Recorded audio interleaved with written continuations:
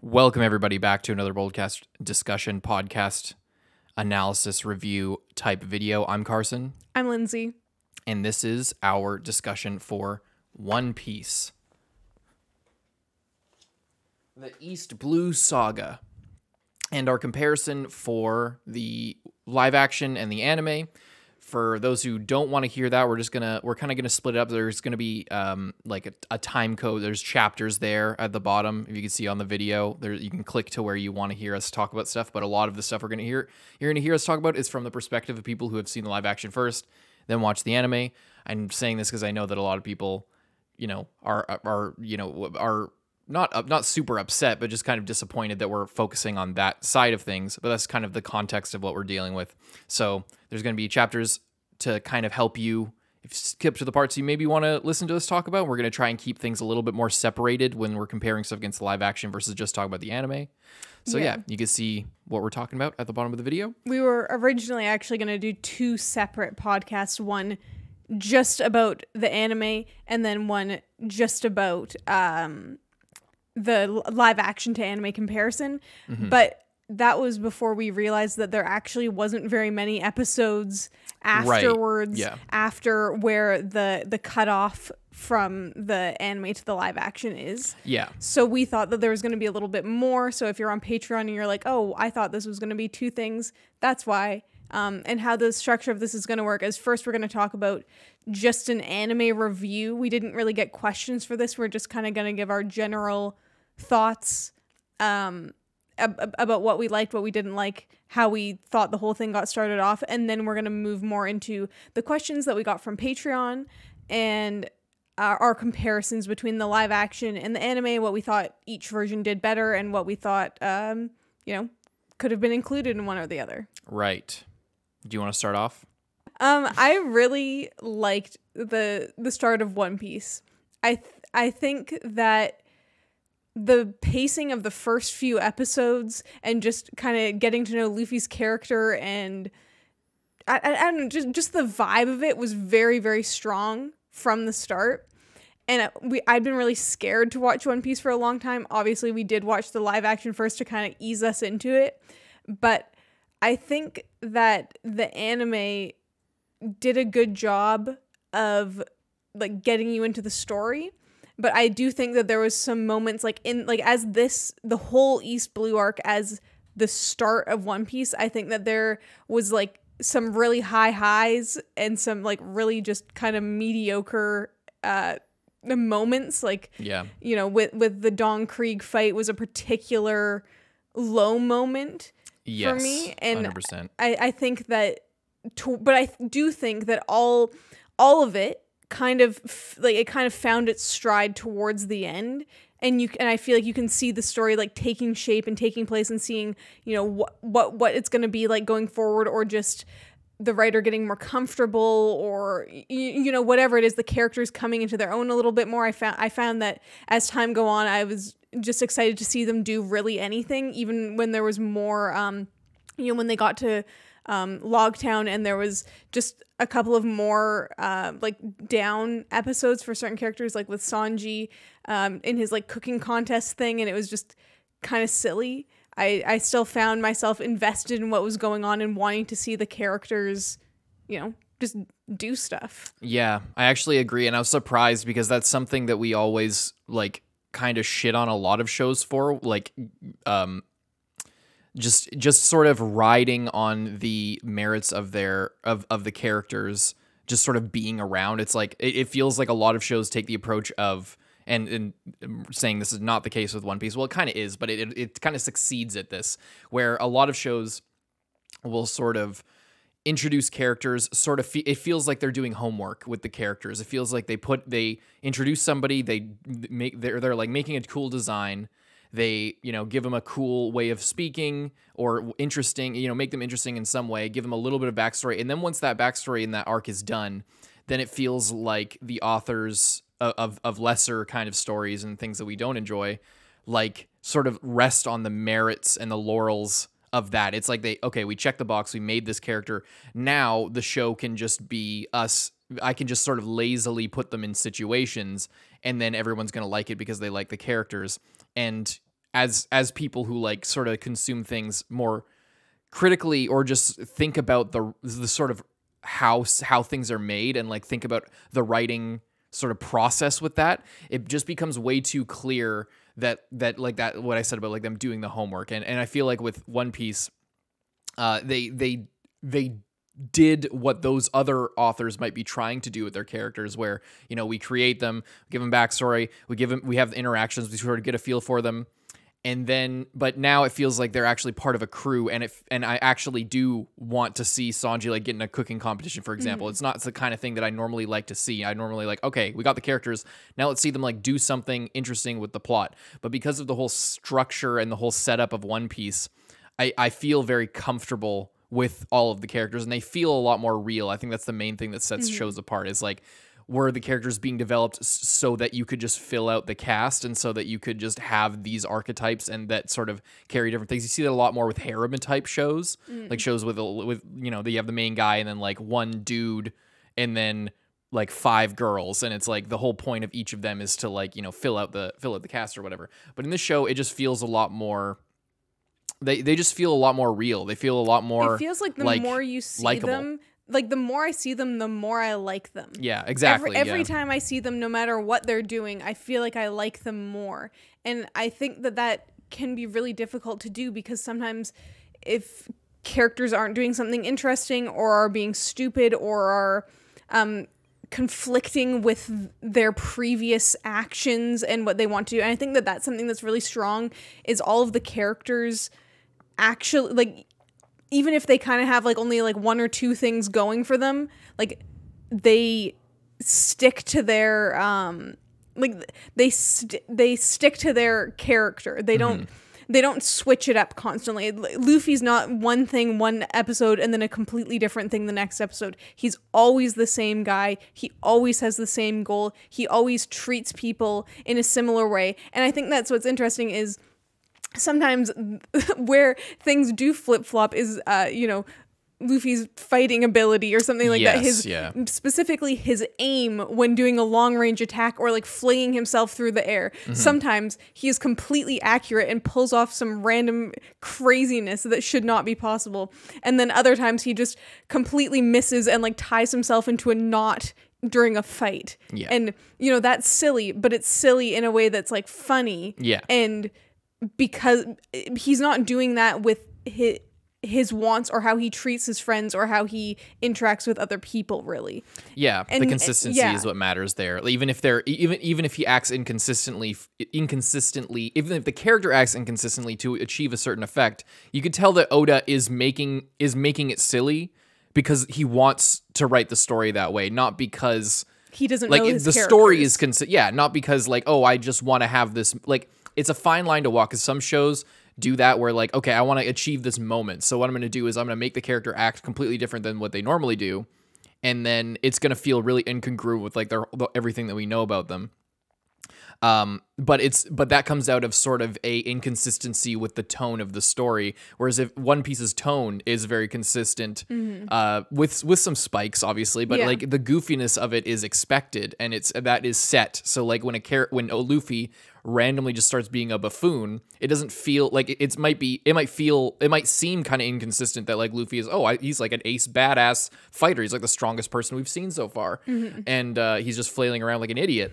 But the show and the whole story is in that kind of vibe. So this, while, you know, the story remains consistent no matter what. And I think that's really important, because there's other shows where it's just like, you know, this character just randomly said this thing that they never would say just because it kind of fit the moment, but it doesn't fit their character at all. And, you know. Yeah. And I think that's something else to be said in regards to the blending of the silliness and the goofiness versus, you know, having fights that are going on. I think part of what makes One Piece so good is that even at least so far, and I think, you know, this could have the potential to change later on when they're in the Grand Line and the stakes are increasing and, you know, things are possibly getting more brutal, I think. But so far, even in these big fights, even in the Arlong fight, there's like this no matter how serious things are, they're also silly at the same time.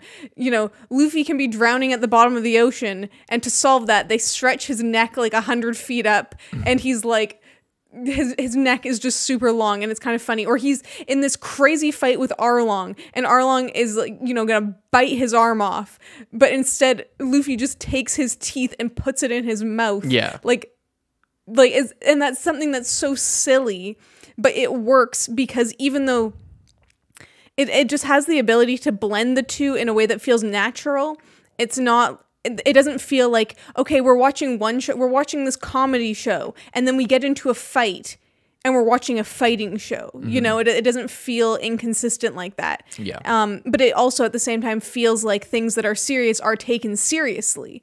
They're not making jokes. Luffy isn't making a joke when he's like, of course I will, to help Nami. He might be, and they're like walking up, but he might have been making jokes like 2 seconds before that or immediately after that. The whole show has a certain feel to it that I really appreciate and I really like and I also really like it because I feel like it allows us to enjoy the fights in a way that we sometimes do even for other shows that like aren't necessarily trying to have the effect of like, if we're watching something and something crazy happens, our typical reaction is to laugh at it. A lot of times in other shows, people get mad because they say, no, this is a serious show. It doesn't matter if that guy just like, I don't know, like gave the other guy a wedgie or something. This is a serious show. That's not a real example, but sometimes it's like the things that are happening are so ridiculous. They're absurd. That you want to laugh at them because even though it's a fight to the death, they're doing something silly. So you want to laugh at it. And I feel like when I'm watching One Piece, I can just relax and watch it however I want to. And I also feel like that that aspect of it helps during some of the more boring fights or more repetitive 100%, fights. yeah. Because I don't feel like the Black Cat Pirates and Don Krieg I don't feel like I need to take them as serious threats. First of all, we did already know what was going to happen. But even if we didn't, you kind of know what's going to happen. Yeah. Luffy's not going to die against Kuro, 100%,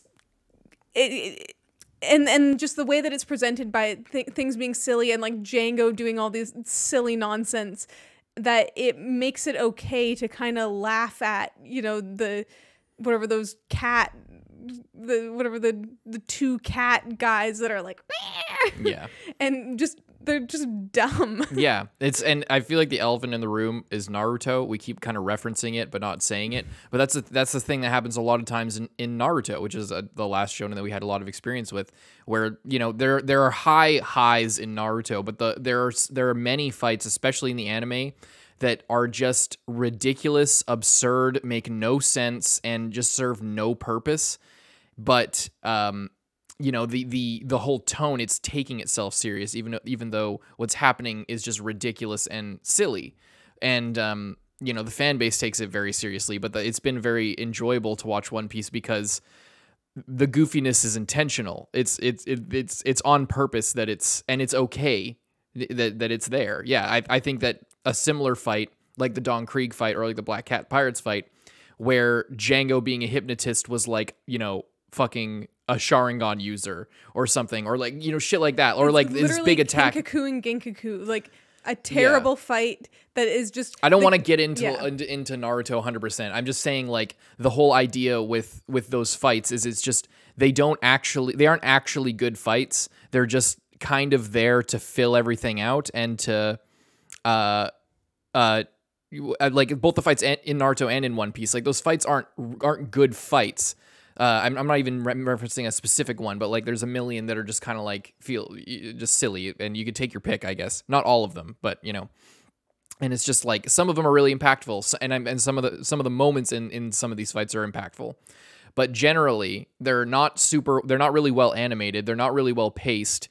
But what One Piece has that other shonen don't, even Bleach, in the Bleach fights that I've seen, and I've seen up to the end of the Soul Society arc, and like there are fights in a bunch of big shonen, especially ones from the 2000s, that are just kind of bad. There's just a bunch of episodes that are bad, and the 90s Dragon Ball is guilty of this as well. But where One Piece excels is that it has the spirit to it that other things don't have, and it's funny and it's silly and it's not trying to be anything else most of the time. So until it needs to be that, and that makes it fun, and that makes it really enjoyable and a good ride.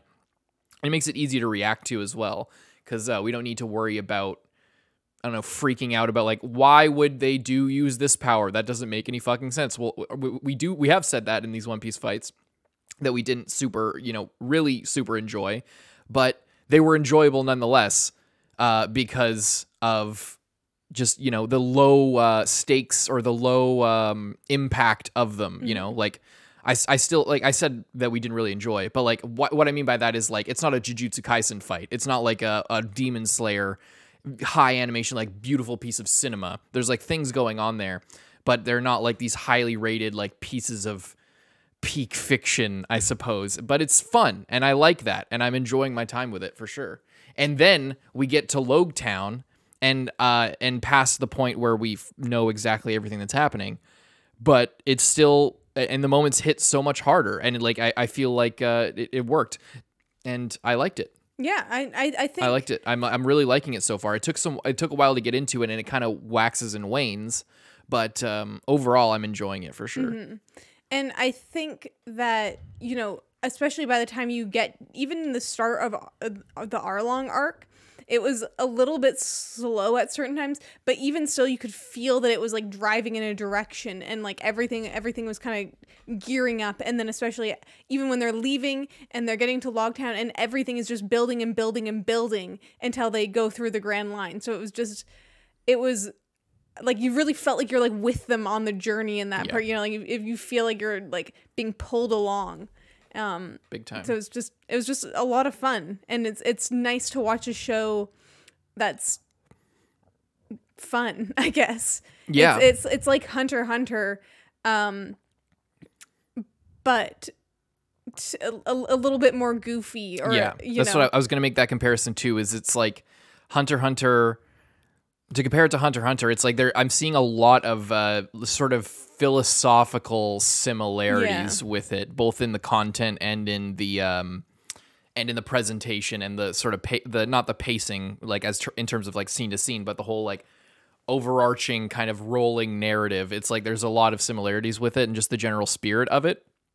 And I'm enjoying it. And what was I going to say about specifically? I don't know. I can't remember, but it's the whole approach. Oh, it's just the whole approach to writing the stories, being in them, I think makes a big difference when you're doing a long running shonen. When you like, because there's, again, going like there, that's what it's alike to Hunter x Hunter in a way. In Hunter x Hunter, there's like plenty of arcs that like Hunter x Hunter is known for like its anticlimax. Like all the arcs kind of end in like, and I think that's why I really like Hunter x Hunter, is that it's unpredictable in the way that the arcs kind of turn out. Mm-hmm. Because they aren't trying to have like the big moment or the big crescendo. One Piece is a more juvenile version of Hunter x Hunter style storytelling, which isn't a diss. Again, we're also early in the series. We'll see how it advances. But the way that the stories are written are not meant to be like a subversive kind of like challenge to the form in the way that Hunter x Hunter is. Like, we don't go for a whole arc trying to get Killua back, and then a quarter into what would be like a huge tower defense, like charging the castle and getting through a bunch of boss fights and then getting to the final thing where we like rescue a person. Instead, it's just like, oh, he's coming. Oh, all right. I guess we're out in like a few episodes. And it's like Hunter x Hunter is like trying to do something a little bit different with that type of storytelling, and that's consistent across a bunch of the arcs. And then in One Piece, it's when I say juvenile, I don't mean it as an insult, but like it's very storybook. It's very like it's like it feels like it makes sense. Like whenever anything happens, it's familiar. Yeah. And that's good. I like that, again, that tone, that like that feeling that it gives off. And I feel like that's a consequence of the style of storytelling that it's doing. And it's interesting because it's not just completely, it has a lot of the same like messaging and the same ideas as Hunter x Hunter, of like keep going and hunt for your dream. Hunt for your dream and like be fine with being distracted by things along the way. Like, you can have your big goal, but you don't have to be, leaving everything in the dust to be going after that one thing. You can do side quests and like that's fun too, and that's part of it, Yeah. Like there's definitely that vibe, but there is just a little bit more structure. But we did see, like that repeating boss fight structure, and then how that kind of evolved a little bit by the Arlong arc, and then also how in Logtown with Captain Smoker, how subverted. Then it was so like it got set up of like, this is how the fights are. Every arc it ends off, there's the pirate ship of guys that just gets defeated 5 times super easily. There's the main guy who has an area of effect attack, and then there's the like the 2 or like 1 other like middle level guy of like the cat brothers or Pearl or like those 3 like main fishmen guys. Yeah. So you have kind of the same thing, and then they completely switch it up. Yeah. And I like that. And even in Arlong Park, how we discussed during those episodes how that even was a switch up from the way that it was similar in structure, but kind of played out differently and like had a little bit more to it, that made it different from the previous fights. Yeah, yeah. And I think a big consequence of why, like, what makes a simple story work with like familiar tropes and familiar kind of storytelling conventions is when the author is kind of along for the ride with you. And that's what it feels like with One Piece. It feels like Oda is like, I can feel personality coming through, and that's why I can forgive like kind of, I guess it feels a bit swollen, a bit like especially in the Arlong stuff. And again, people are upset that we were always comparing things to live action, like the live action with the source material. That's not what we were saying. It's just the only point of comparison that we have, and it's we really enjoyed the way that the story unfolded in the live action, given no context. So, and the story beats kind of unfolded the way we felt very naturally, point to point. And then when you it feels like there was a lot of stuff in between that was just kind of like unnecessary to the whole point of the arc, Nami's story, where everything kind of ended up. It felt that way to us. In hindsight, I feel like it was worth it a lot more, some things more than others. But overall, whether we feel like it's kind of swollen or a little bit bloated at times, like with, Usopp and Zoro kind of going through the exact same thing with Arlong getting captured, freed by Nami, all that stuff. A lot of people are like, no, it says something different. It's like, as far as the overall arc and like a writing structure situation, it's basically says the same thing and does the same thing for the overall conflict and the way that everything progresses. Both of them together were not super necessary as far as making a point and telling a story. As far as like the whole, but what makes it interesting is that I feel like Oda just wanted to do it, and I can get down with that. I can accept a little bit of like, the detours, the extra little stuff, as far as like extra, again, not like it's filler, but like it's not necessary. Like you don't need to go that far in all of these different directions at every single point in order to tell a cohesive, interesting, thoughtful story. But when the author is kind of, it feels like the author is just, it's like, I don't even know a good metaphor. It's like, it just feels like it's the author's along for the ride, and the author is enjoying sort of seeing everything fall into place in front of them. And when you, as the audience, are in the same boat, it can feel very organic and good. And that's what makes the characters feel a lot more alive, even though they all kind of fit like certain archetypes in terms of like an overall like adventuring party type situation. So there's detractors to it if you're trying to tell, like Hunter x Hunter, a much more sort of challenging set of stories with its arcs, but still, tapping into some conventions.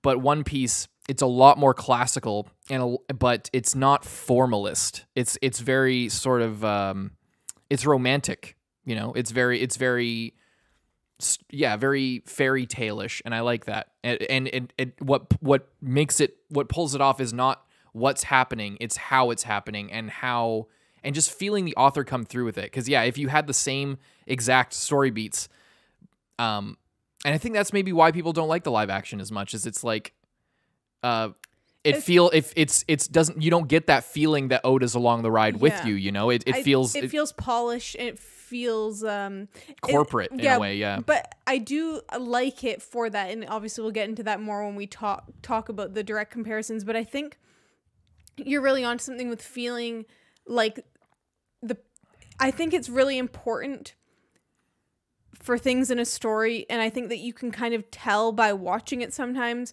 why something is included. I think a lot of times you can put it down to, oh, they added something in because it was a week-to-week thing and then immediately regretted it, but like still had to follow through with it. Or, oh, they added this because they thought that it would be cool and then it just didn't really hit. Or, oh, they like add these like extra characters just to like fill it out and make it take longer so that they can make more money off of it or drag it out. And I do think that there is a different feeling to this where it does all the extra things, or all the, you know, Pearl or Richie the Lion Tamer, or whoever, these characters that, as we've seen from the live action, don't need to be there for the story to continue on and reach the same endpoint. They do have a place, and they're charming in their own way, or silly in their own way, or, you know, add something, even if it's not my favorite part of the story. It does feel like it was added in because someone thought about it and was like, oh, I'm just going to do this time.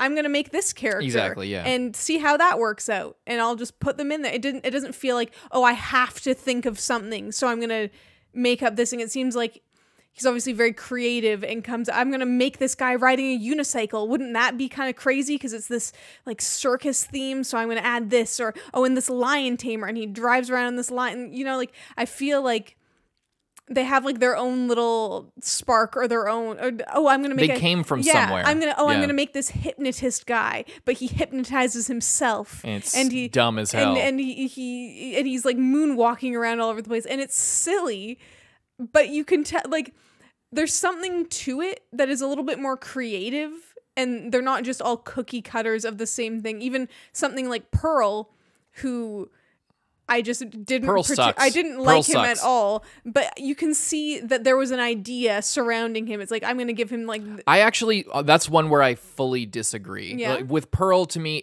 I 100% disagree. With Pearl, to me, feels like the most functional of the side characters, in my opinion. It to me, Pearl feels the least like, it was goofy as a secondary sort of justification for just wanting to create more destruction in the location. That to me, it was so, to me, it's so clearly that Pearl is just there.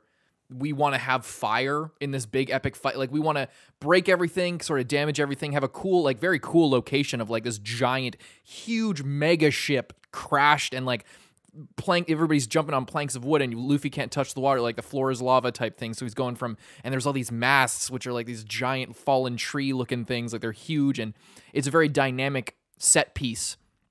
And I feel like all Pearl was there for was just to add to that sort of thing. But I do agree that, like, you know, in most cases, the characters sort of come from somewhere, and they have an idea behind them. I think especially Buggy's crew, specifically Moji and Kabaji. Like, they, again, the fact that they're all a part of this theme, and like you're trying to create this circus sort of thing because it's Buggy's shit.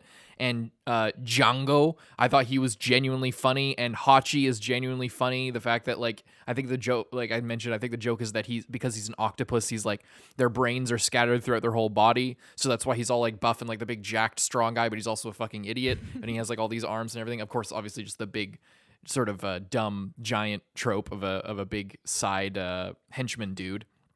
But all the fishmen, they each had their own kind of attack and their own kind of thing to them. Like, they all have an idea behind them. Except, like, Pearl is just like, oh, guy with shields, he sets shit on fire because we want stuff to be on fire, and we want to kind of hype up the fight and kind of drag it out a little bit. That's kind of all it was. But, you know, that's probably the worst one for me, personally. I think the whole Don Krieg thing just was the worst part of it. I think it was bad, but it was like, to me, in the middle of that, it could have been like I mean, that goes for most things in anime. It's like it could have been much shorter, but in that one, I feel it was the most egregious, where it could have been a lot shorter, because Don Krieg himself wasn't funny. Yeah. Like, Dawn Creek wasn't funny. Geen was, it feels like it was trying to be more serious than the previous couple arcs, like with versus Buggy and the Black Cats. Yeah. Like, Dawn Creek was like supposed to be, I think, the first serious bad guy. And it was clearly the big serious, like, you know, giant pirate. He's all hyped up. And the reason was for Mihawk to come in and, like, you know, and illustrate, you know, it's all a power scaling thing. It's all set up for the greater story. And that's why I think the Dawn Krieg part felt very clunky in many ways. And the whole Baratie arc felt very clunky in a lot of ways, is because it was a lot of it was functional for setting up the Grand Line, getting us to meet Mihawk, and then then so Mihawk could reconnect with Shanks, and then we could have all this. And it's like, Dawn Krieg being this huge giant badass, like it's looking to it's the first arc that really looks farther into the future, rather than into the past. Because with the Black Cats, it was looking at it connected it back to what's his name? Usopp?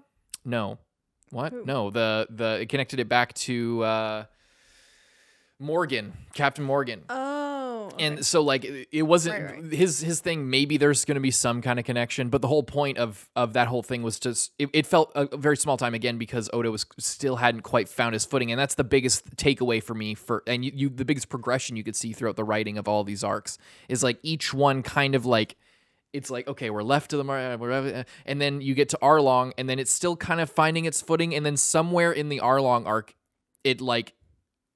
you can tell Oda just like just finds the edge and just like, okay, and now and that's where I think a lot of people say that you know, wait till episode 45 or whatever it is, or whatever episode it is with Nami, and when the fighting really starts, episode 40 maybe. People say, like, wait till that and then you'll get into it, and I think that's why. It's not just that it's a big impactful moment, but it's a big impactful moment for a reason. It's because you could tell, again, we're on the ride with Oda, so when he really finds his groove, and you can feel like, oh, the story just kind of like leveled up. Like there's some other, like, there's something happening under the hood here that is giving the story like more horsepower, and I think it's Oda sort of internally becoming more in tune and finding his footing with the series.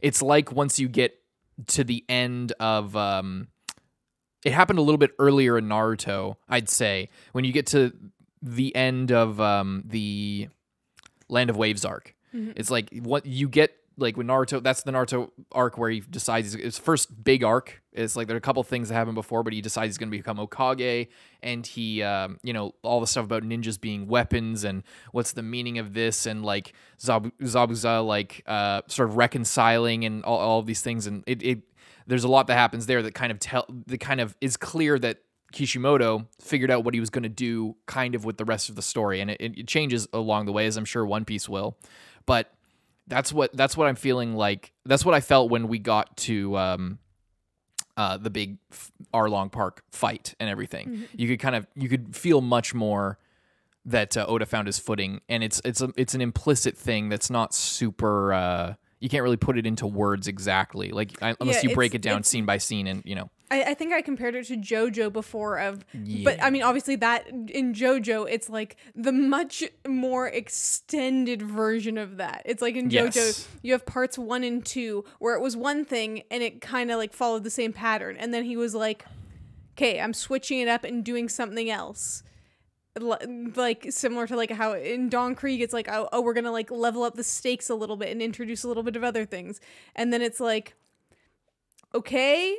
And then, but then when you get to part 4, even though it's doing a similar thing to part 3, for me at least, something about, or even just at the end of part 3, it's like something about it just like clicks, and it's like, this is working exactly how it's supposed to. Like it's not that the idea was bad before, or that he had no idea where he was going, or was just completely useless. It's just, it comes to the point where it's like, it just works, and it's just hitting its stride in the best way possible, and you can feel the momentum is just like it's like the story is just unfolding exactly as it should be. There's no like, oh, I'm gonna like add this in here, it feels like when you're watching it like it's like decisions aren't even being made. The story is just unfolding exactly how it's meant to. It's not a choice to add in this character or make this character do that. It's like everything is just happening and you're watching it. And that's how Logtown felt to me. Yeah, exactly. It's like I felt like we just went to this town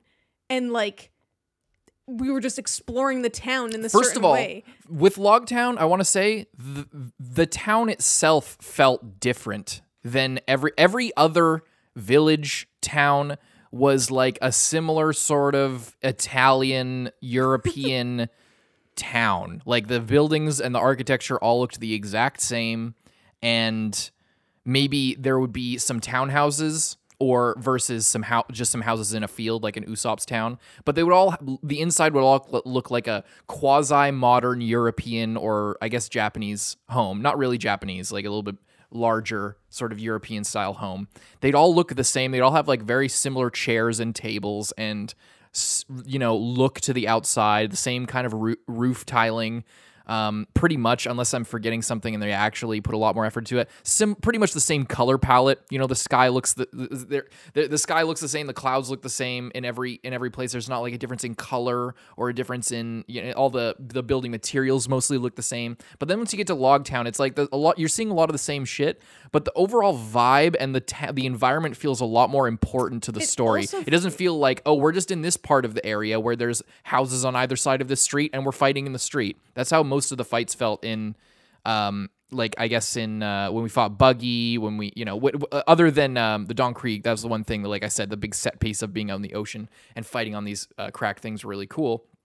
But all the other like pieces of civilization, Nami's, Kokoyashi, and all everywhere, it like all the buildings felt very much the same. But in Logtown, something about the whole vibe of the place felt very different. I think what was interesting about it is it felt older, like, and not older as in like, oh, this like thatched roof cottage has been here for 200 years. It felt like this is a city and people have been living in this city, and you go like down these like stairs the alleyway to the basement and like it's kind of like dank and like old. And I think part of that was anime only. I heard. I mean, it could be, but either way, I feel like it really worked because it reminds you of like an old British city with like these sketchy alleyways where like nefarious pirates are hanging out down there in like the secret bar, and then and everything's close together, and it has been like built up over time. Like they're on an island, and the whole thing is filled out with this town, so they've just been like building houses on top of each other almost, and you can't see things because everything's like 3 stories tall, so you have to like go down these like winding alleyways, and there's like shops on the bottom and then people living up above. Yeah, it just feels like, oh yeah, this is like the feels a lot more alive. This is the last big city where people go before on their way to the Grand Line or on their way back from the Grand Line. And we know that it was already like a big city when Gold Roger was there, and now it's dying down a little bit, because at least in certain aspects, because pirates aren't coming there anymore because they're just getting their ass kicked by Captain Smoker.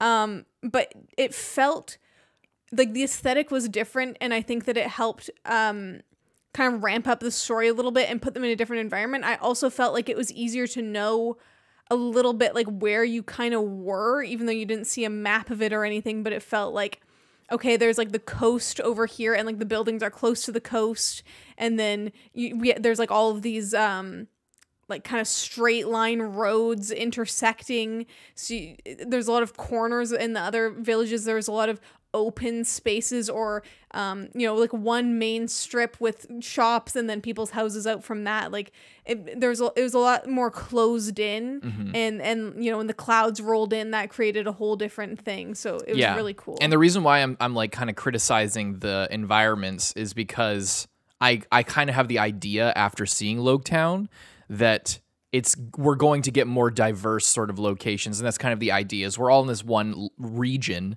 And so, of course, everything's going to look similar.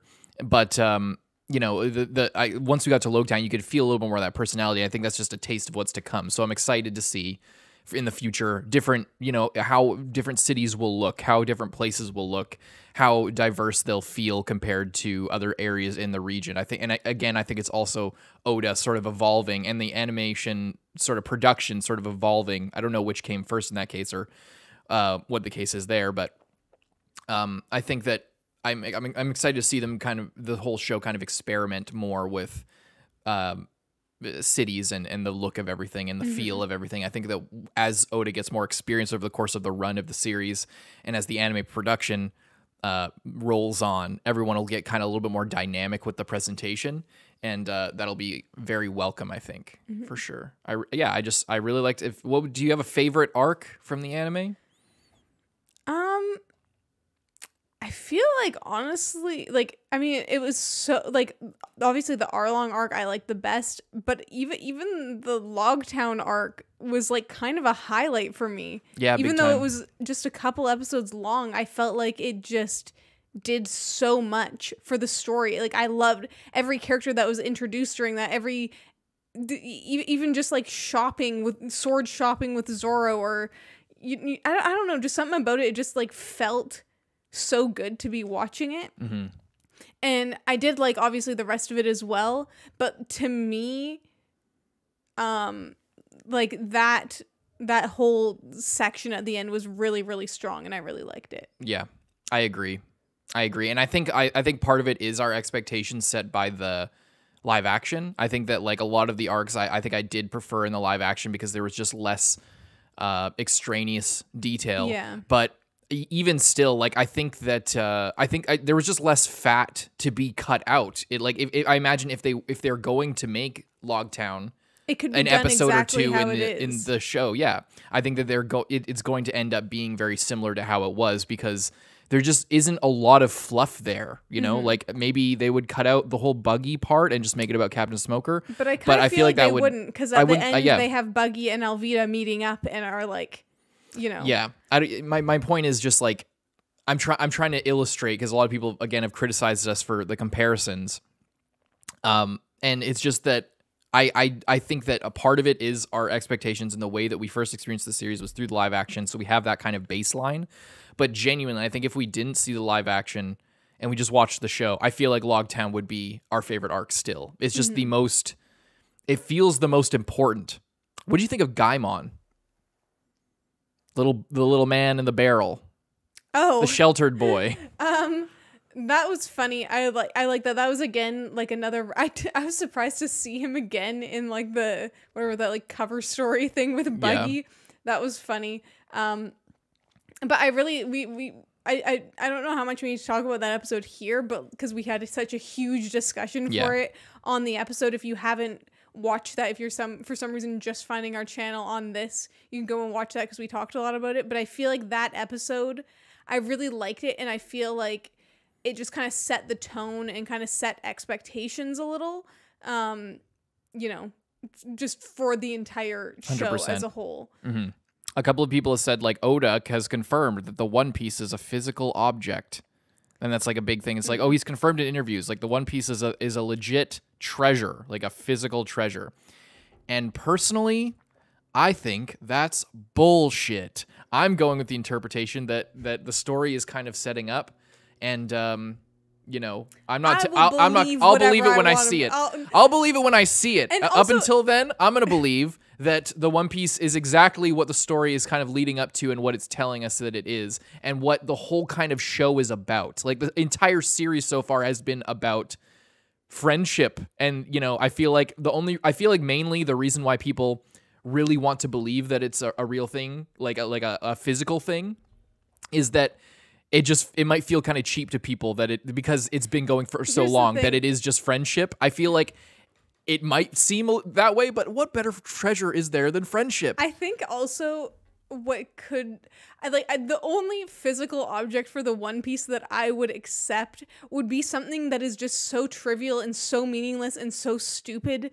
It's like a photograph of his child. Or I don't know, just like a rock or like a piece of wood. I don't know, something that no one his first else baby tooth would look at other than maybe Luffy, and like they wouldn't even care about it. You know what I mean? Like, I feel like it would have to be something that is so completely worthless in every way other than like a sentimental thing, you know?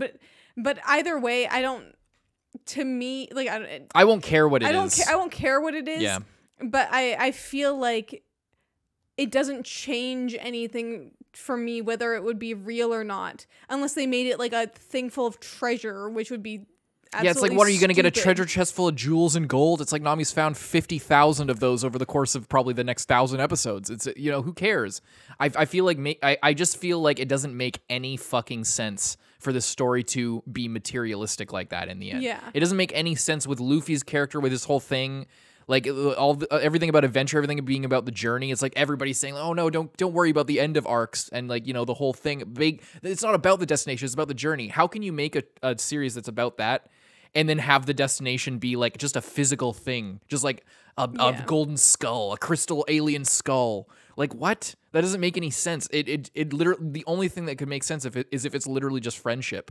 And I feel like if Oda ever, I don't know if that interview is real, but if he ever did say that, I feel like he must just be trolling like fucking Gold Roger. If Gold Roger is trolling, then why wouldn't Oda troll? Like, if he's trolling through Gold Roger's not a person. He's a character written by Oda. And Oda is I imagine Oda is literally that guy. Is literally him. He's smiling. He's like, "Oh, my treasure, huh? Well, if you want to find it, you'll have to go out there. One Piece is there. You just have to watch 1,000 episodes." Yeah, inherited will. It's like he never mentions anything about gold. He doesn't say anything. But he talks a lot about dreams and goals and inspiration and shit. And Luffy also, like, I think he's mentioned the One Piece like several times, but 99% of the time he says he wants to be king of the pirates. Yeah, which, like, first of all, what does that even mean? Like, does he make laws? Does he collect taxes from the other pirates? Being the most recognized pirate. Exactly. Yeah, so that's the point. That doesn't come from finding some object. That comes from meeting the most people and like doing the most things. That's exactly right. Because the whole difference between Luffy's only a pirate in name. Because pirates in real life hijack cruise ships, they kill people. Luffy's not against killing people, or leaving people to die at the very least through his own inaction. Are they dead? Yeah, and by the way, we know that means like, are they alive? Like, he's like, "Oh, you're still alive." It's like he means like conscious or awake or. Like, we get it. It's just funny to say that Luffy is trying to kill people at every turn. I mean. Sorry, but at the end, I know it was a filler guy, but Nami literally killed that guy. Yeah? Knocked him off the side of the... He's going to show up in another filler arc, They knocked him off the boat, and then they're like... they're literally what? He like... can't swim? They're like, yeah, and he can't swim, so it doesn't matter. And even if he could, he wouldn't be able to. Yeah, I feel like he's probably just going to show up in another filler arc. Anyway, all this stuff, it doesn't, like...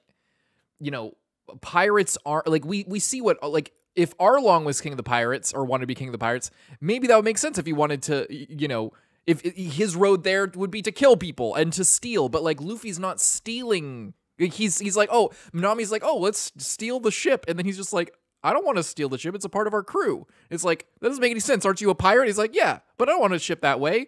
A real pirate would steal anything they want and take what they want and leave. Like, and it is what it is. They tried to steal Baratier. So, like, for somebody who wants to be king of the pirates, is not acting like a pirate in, like, the traditional sense, has their own definition of what a pirate is, does it make sense for this person who doesn't care about materialistic things to be seeking out eventually, and who is inheriting the will of Gold Roger, to inherit the will to find his fucking, his like, magic underpants? Like, it doesn't make any sense. It doesn't make any sense for it to be real. I don't care how much people want to say that it's real. I will hold on to this probably for the next 1,000 episodes. The One Piece is fucking fake. It's not a treasure. It's friendship. And I will believe that until I see otherwise. Same. But I'm excited, and that makes me honestly more happy. If it turns out to be like, that's to me, it's the thing. It's not like, oh, the One Piece is gonna suck. That's not what I'm saying. It's like the One Piece is gonna be bullshit. I'm gonna hate it when it comes out. I am going to enjoy more seeing everybody freak out that it's just friendship. I will love that more than anything, and Gold Roger will be laughing from his fucking grave. And so will Luffy, laughing from looking down at the empty box filled with friendship, or whatever it is. That's going to be so much better. Like, imagine how funny that will be when the One Piece finally gets revealed. The One Piece is actually just a piece of sand. You have to find whichever piece of sand it is on a beach. And what then? But the thing is that it was just any of the pieces of sand. You have to pick. You have to pick. Oh, it's like which the one. it's like the It's like the stone from the Hidden Stone Village. or like the it's like the you know, it's like the path less traveled by poem. It's like they're the same, but you just choose which one you think is less traveled. You know, you say you're like special. Sure.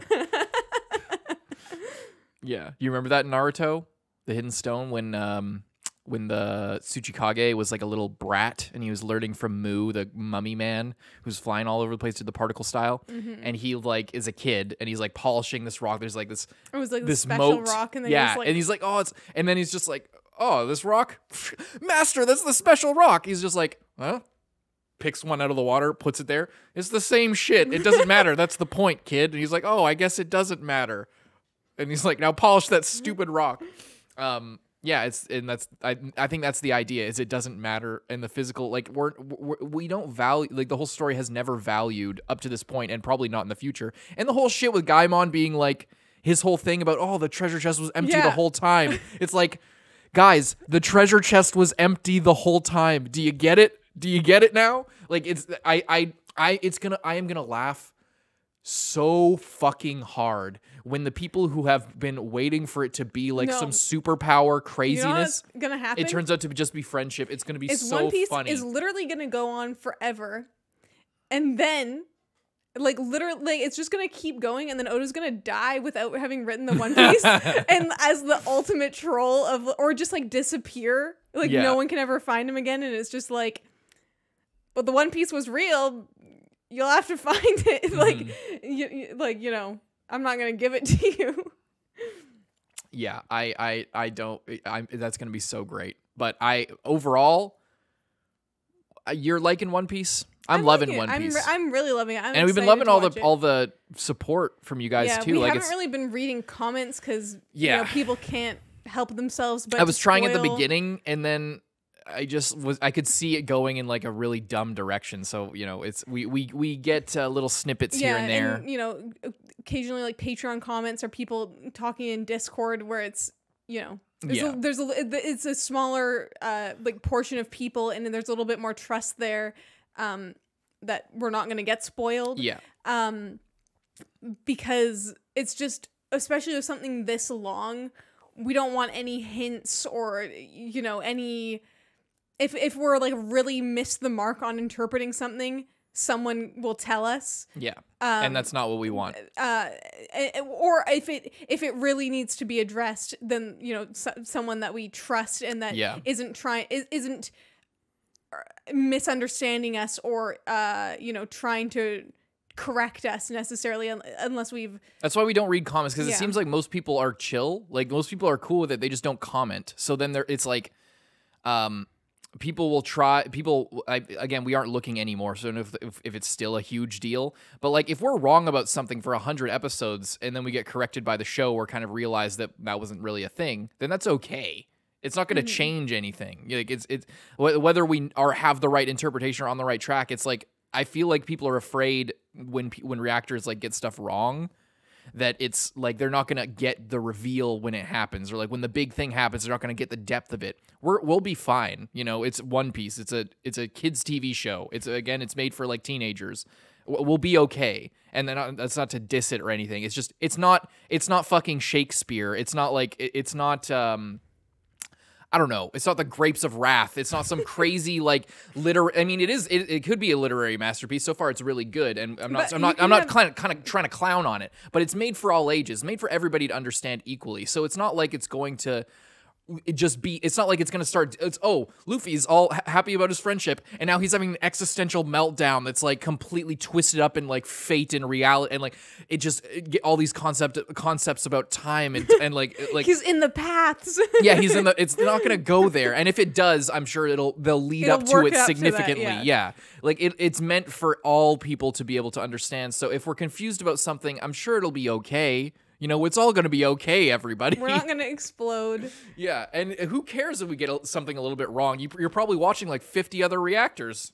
You know, it's fine. Anyway, we've been liking it, and we've been loving just coming up with random shit. Just like I love I love having so much I said this at the beginning of I think in the live action and the anime reactions, but like I just am so excited to be digging into something that is so long, and just judging by, again, like the setup and the whole vibe that Oda has, it's like he's in it for the long haul, but he has something that he wants to get to. He has something he wants to say, at least, in the long run. So like I'm excited to have so much ahead of me, know pretty much nothing. I know like one or two villains way later, like I think they were recent villains in like 2018, 2017 manga. I know their names. I know kind of what they do, but I've honestly forgotten most of it at this point. But like, I don't remember what happens with them really. I remember like what happens in one fight, but that's kind of it. I don't want to. I'll say it'll be a long time, and I'll say what it is at some After point. it happens, so I don't get. Yeah, spoiled. I don't want to spoil Lindsay. It's not a huge. I don't remember anything that's like, oh my god, this is gonna happen, and it's so crazy. And I don't want to say it. I know everyone's gonna be asking. I'm not. I'm not gonna pretend like I didn't know when it happens. I'll tell you when it happens, and But he's also not gonna make it super obvious and then ruin the experience. Yeah, I'm not for gonna be like, me. oh, I know how this is all gonna turn out, and then let's do it. Okay, now I know, because just we know each other and we know what we each expect from things. So like, if I'm like, oh, I know exactly how this is gonna be, and then you're like, oh, well, fuck, then I know exactly what it's gonna be just by you saying that.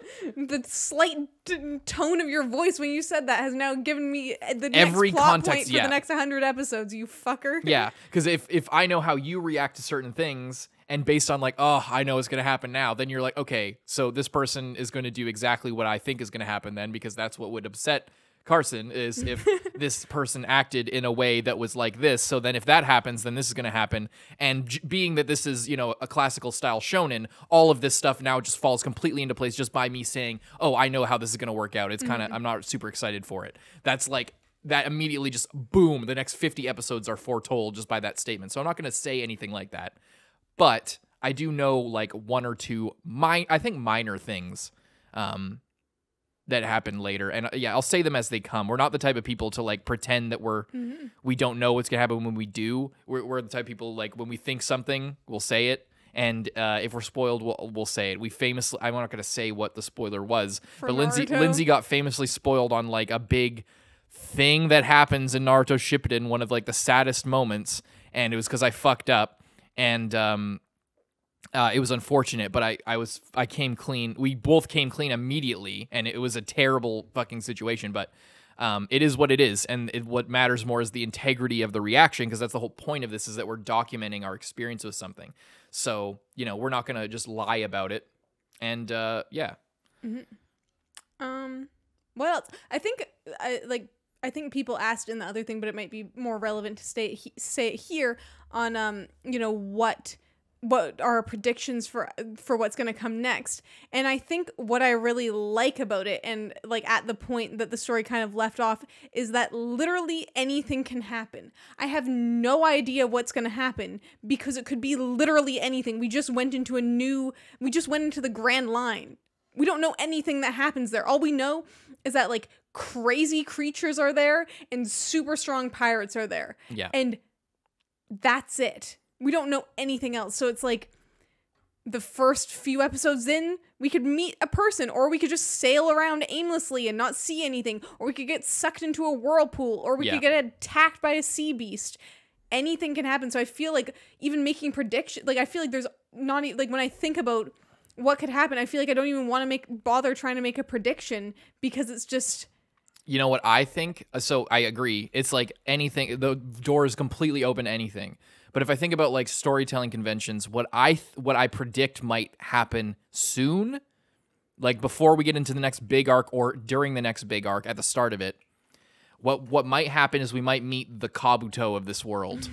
We might meet the shit stain who's going to like Nami, but betrayed us and then came back. I feel like we're going to get somebody who we kind of are endeared to, and then they're going to betray us. They might come back. It might be a similar story to Nami. Or they might be a recurring villain that will happen. If that's not already Buggy, that might already be Buggy, honestly. But I know, because I do think one thing that I'm interested will happen see something like that. Is and maybe it won't happen so early, I'm not sure, is someone that shit because disturber. Luffy has like his ideas. Like he doesn't need to know anything about someone. If they're on his crew, then they're on his crew. And so far, he has been 100% accurate at reading people. However, I'm interested if there will be a time where he isn't and he messes up and he trusts someone that shouldn't be trusted, and how that will affect him. Yeah. But I'm honestly not sure if that would happen so soon or if that's more of a later. It depends on how hardcore how hardcore they want to go with it. I think that he will probably be tested at some point, like halfway through the story, like whatever that is. I don't know what episode that would be because it's not done yet. But like, you know, usually about halfway through, there's like a big fucking thing that happens, like a big tragedy or something, and that's going to like, you know, change or like level them up, or like through that adversity they come out stronger, and then they like are a big badass. That's like classic shonen hero's journey storytelling. As far as this earlier juncture, I think that we might have it'll either go two ways. We'll have a big win in a big arc and like meet another person that's a part of the crew. And I do know a couple other members of the crew, but we're gonna meet a new member of the crew or something and have it go through their storyline. And maybe then we'll meet like the shit disturber recurring villain that's not Buggy. Maybe Buggy will be that guy. I don't know. But Buggy's more of like just a shithead. So we'll have a big win and add somebody right away, or we'll have a sort of meandering part of the story where we're getting chased by Seabees, and maybe we'll have a few episodes where they're just sailing at sea, they're almost out of food. Yeah. And like, you know, that'll be a thing. Like the first thing I think will be illustrating just how harsh the Grand Line and this new era is, because so far we've been like one day away from the next town in the East Blue. It's like a relatively small part of the world. People weren't really getting, other than Sanji and Zeph, like in that one part, it's like we were pretty close to most places. That if you had a small boat and it wasn't leaking, you were probably going to be fine. But now I think that's the first thing, is we're gonna have either an arc or just a few episodes before we get to the next arc of establishing how crazy the East or the Grand Line is. And maybe we'll go island hopping, or we'll get chased by sea beasts again. Meet, like some side characters and have like a similar thing, but that no one joins the crew. Like we just go and you know, meet some people and like save them, or like not save them, just like hang out with them for a bit and then leave, or maybe get into an altercation. It's really hard. There's a few different ways to go, but those are all like kind of, you know, in a classical kind of story is what I would expect from like a shonen. You know, like we're gonna meet somebody who's gonna be like a recurring sort of shithead, like Buggy, but more dastardly for the next little while. A little bit more serious, a little bit more goal oriented. Yeah, something like that. Or we'll just mess around for a bit, or both, or we'll go and do the next arc immediately at another island, get another friend or something. If we do that, that's one thing that I hope for the next for the next person we're gonna be adding to the crew, or the next person we're gonna meet. Like, are we? I hope that it's not just the same kind of thing. We go to their island, we go to their town, we meet all the people in their town. They don't like the person. I guess like Nami and Usopp is who I'm thinking of. Yeah. I hope that it's not like that. I hope that it's more sort of dynamic. That's my one hope for the next thing, you know? Just switch it up, make it a little bit different. Yeah. Yeah. You want to take a break and get some questions? Yeah.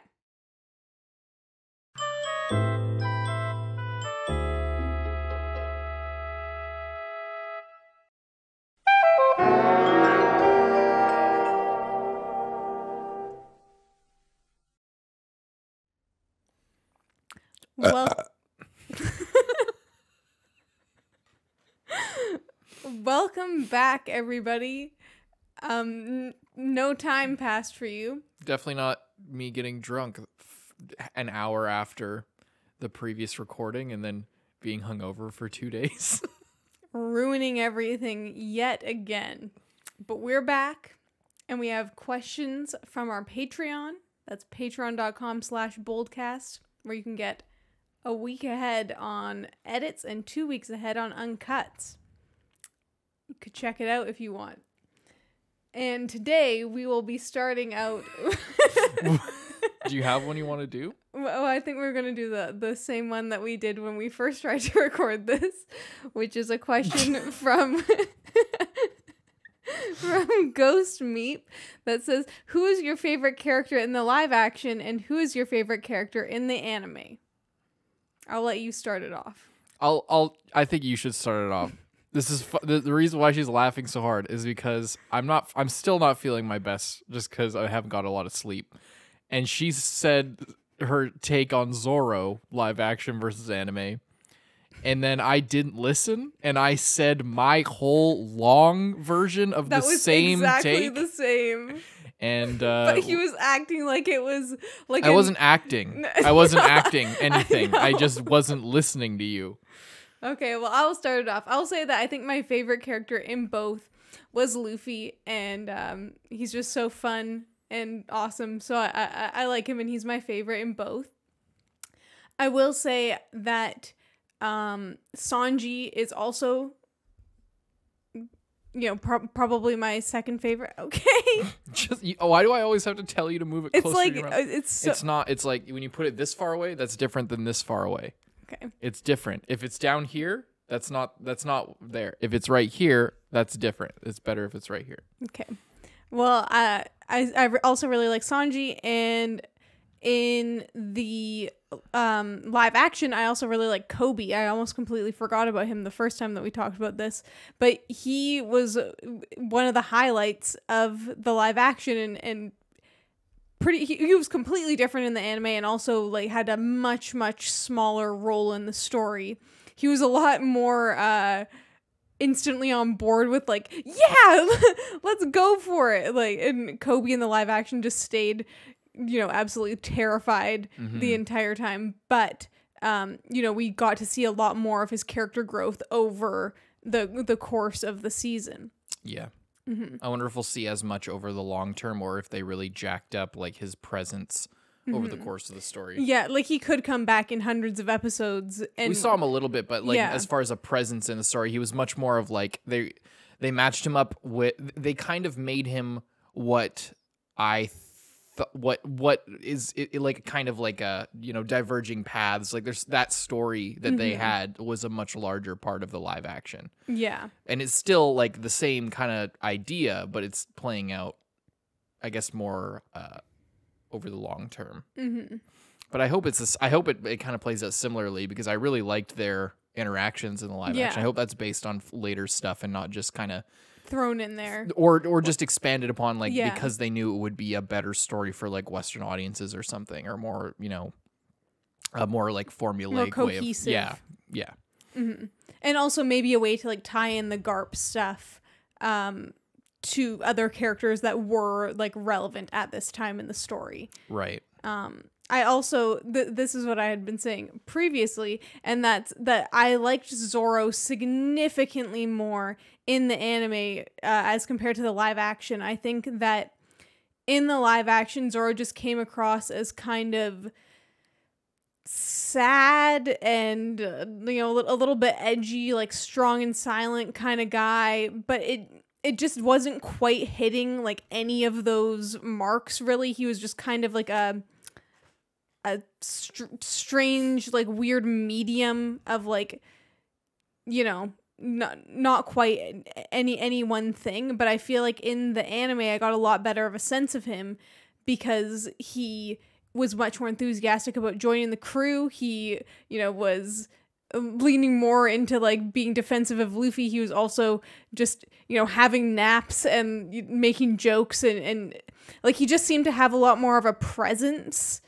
than compared to the live action. It also seemed a lot more enthusiastic about his goals a little bit, like wanting to go forward with it in like it's similar to how Luffy goes towards things, like in that kind of peppy and like full of optimism kind of way.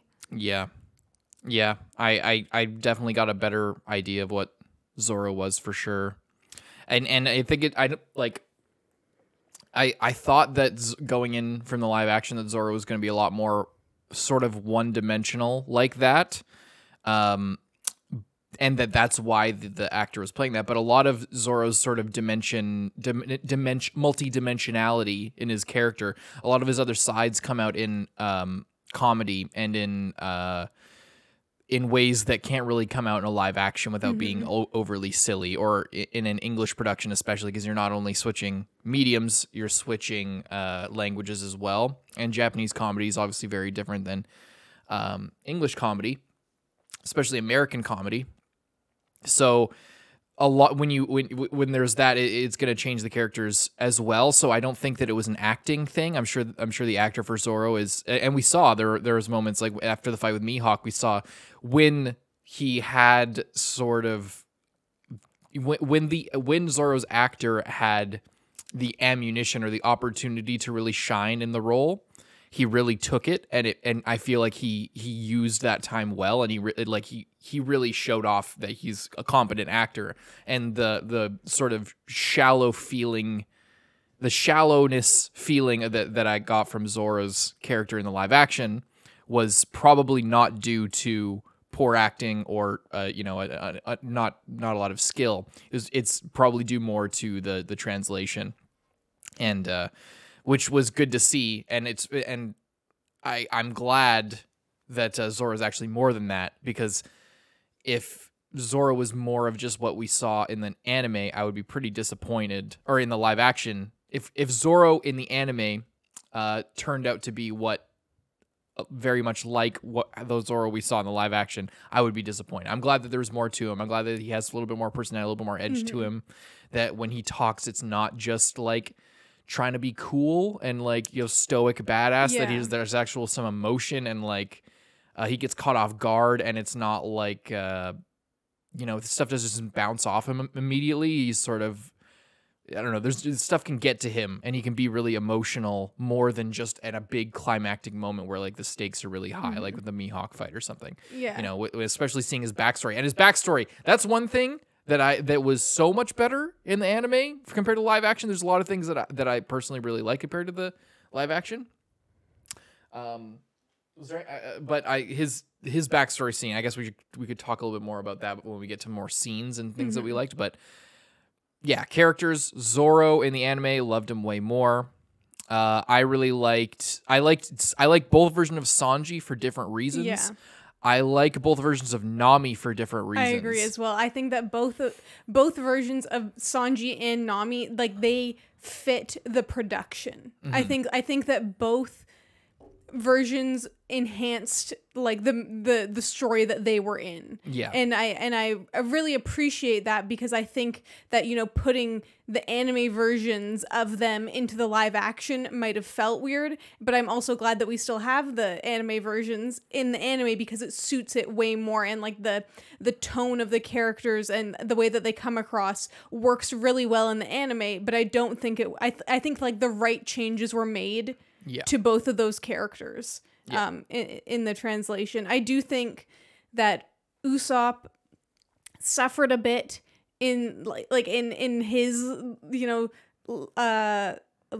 anime to live action adaptation.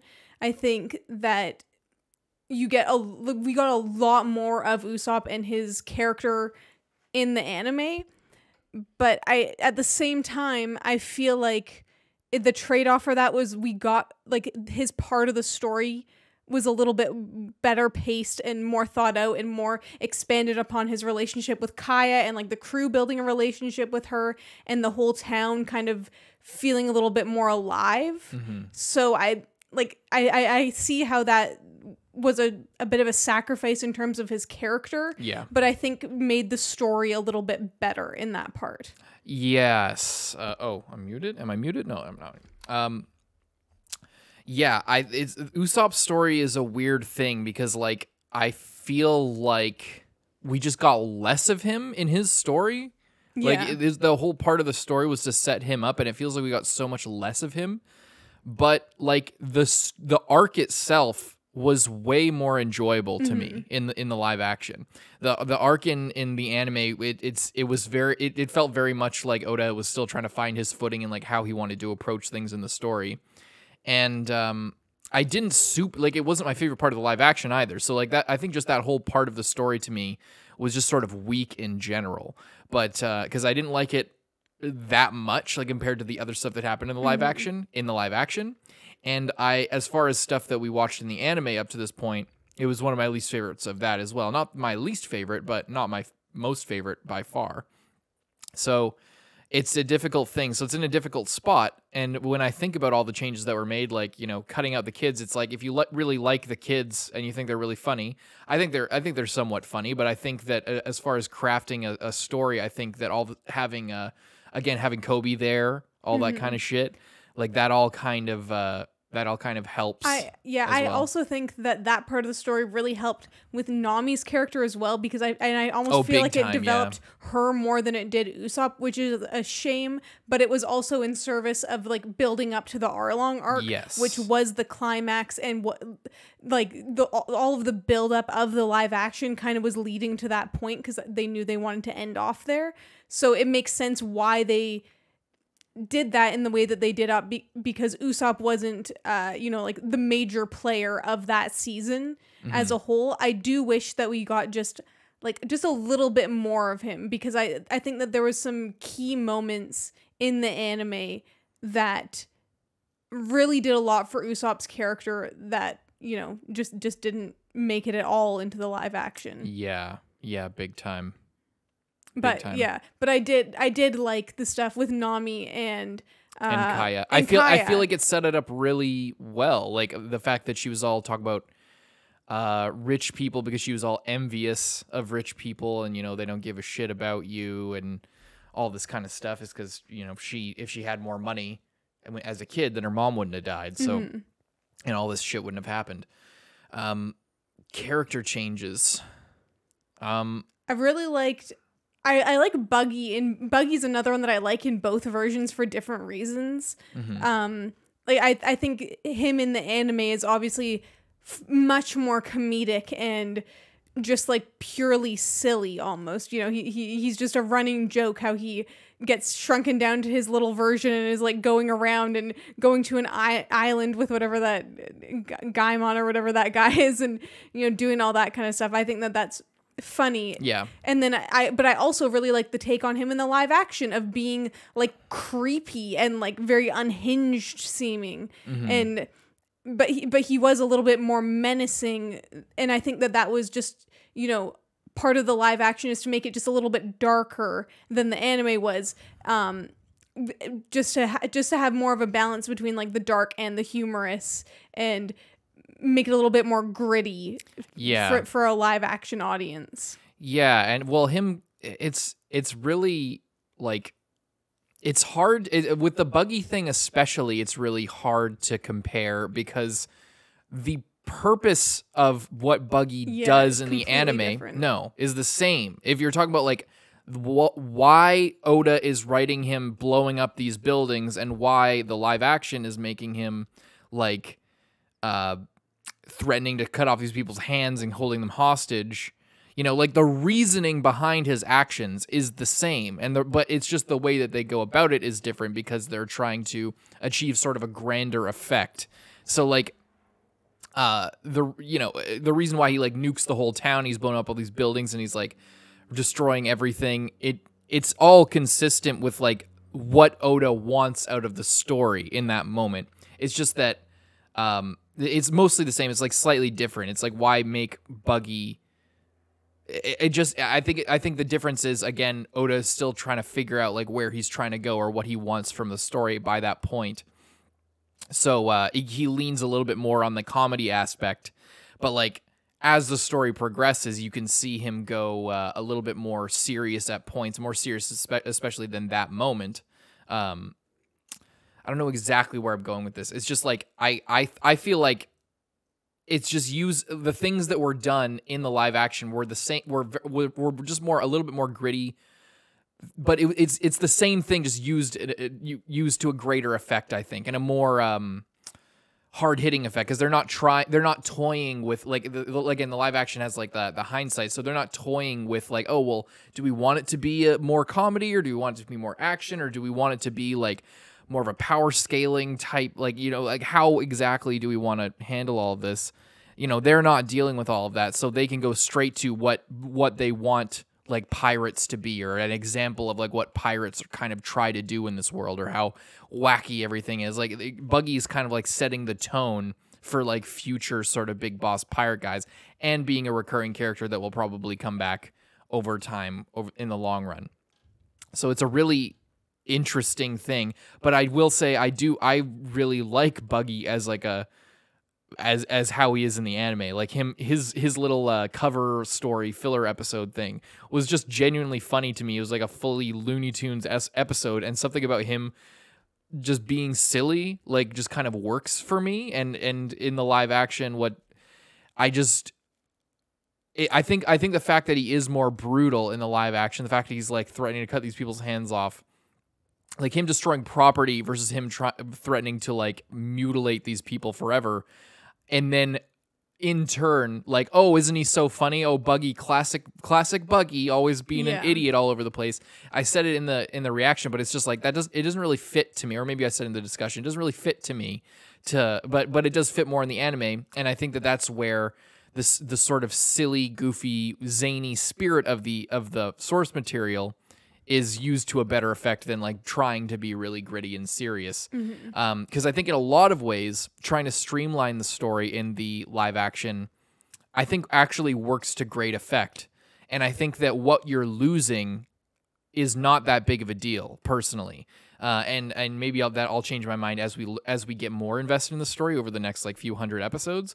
But like a lot of people's complaints that I'm seeing are like, it doesn't feel like One Piece. It does, like, it's good to get people in, but that's all that people really care about for the live action, is that it kind of hooks people in. They don't really give a shit about the actual show. They just like it as a vehicle, as a sort of public transit to, as you know, get people on the bus to the first stop of the first episode of the anime or reading the manga. They don't actually like it as a production. A lot of people do, but like as far as like the hardcore fan base, where am I going with that? So they don't like the changes. But in a lot of cases, I like the changes. In Buggy's case, I think that trying to go a little bit way more gritty, and maybe it's a different thing from the manga. Maybe in the manga he's a little bit more serious. But I think that a lot of my big takeaway from like comparing all of these is like, I think a lot of people are very attached to the source material. They're very attached to their world and the way that they understand, the way that they experienced it most of all. Their experience with the source material is really paramount in their minds. So when the live action is like changing stuff and people are enjoying that, and then they go to the anime and they're like, I liked it when we didn't, spend 50 episodes doing mostly nothing, mostly just messing, not mostly nothing. Like a lot of it, like you could have cut the episodes in half and just cut out a lot of the like not fillery characters, but like Pearl, this trim down, cut them out, just like trimmed it down. Yeah, if you could trim down a lot, there's so much fat and you could trim all of it. And the question I always ask with any story, not just with One Piece, it's like, and I talk about this with stuff like ReZero with like extraneous dialogue, or with 86 with extraneous dialogue, where there's just like so much, and it's like, and Invincible with all like the side characters and all the different superheroes that like don't really contribute to like the main essence of like what like the main character's development and their story and their journey through the world. Like when I look at the story, I'm like, what does all of this extra stuff actually do to enhance Luffy's story, or Mark's story in Invincible, or Shin's story in 86, or whatever it is? Like I'm a less is more type person. So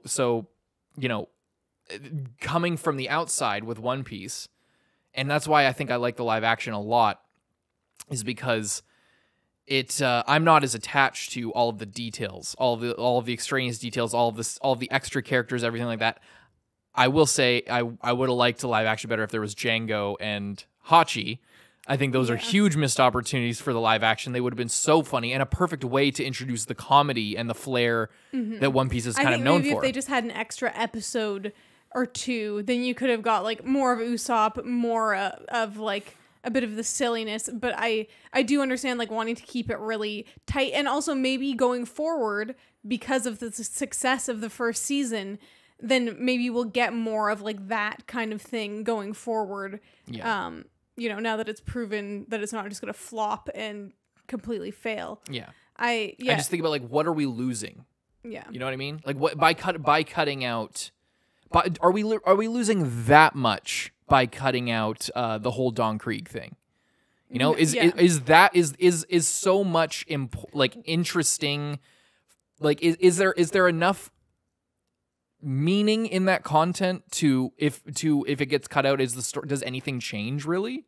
If I don't think it really does, and maybe there'll be effects long in the future, but like they hit what was important and they cut out what was not important, and I felt very attached to it, and when seeing especially the Baratier arc, I was just kind of like, not even the Baratier arc, Don Krieg and all of his pirates and everything. I'm like, it was cool, but like, I didn't mind it when it wasn't there. Yeah, that's how I kind of feel about a lot. Not everything, not even everything. Maybe like, I don't know, some things here and there. Mm-hmm. Sorry, was I cutting you off with something? No, it's okay. I was just gonna talk about what you were kind of talking about, because there's also a question here from Nazo asking, how do you guys feel about the overall journey and lighthearted vibe of the anime adaptation compared to the more serious and to the point nature of the live action?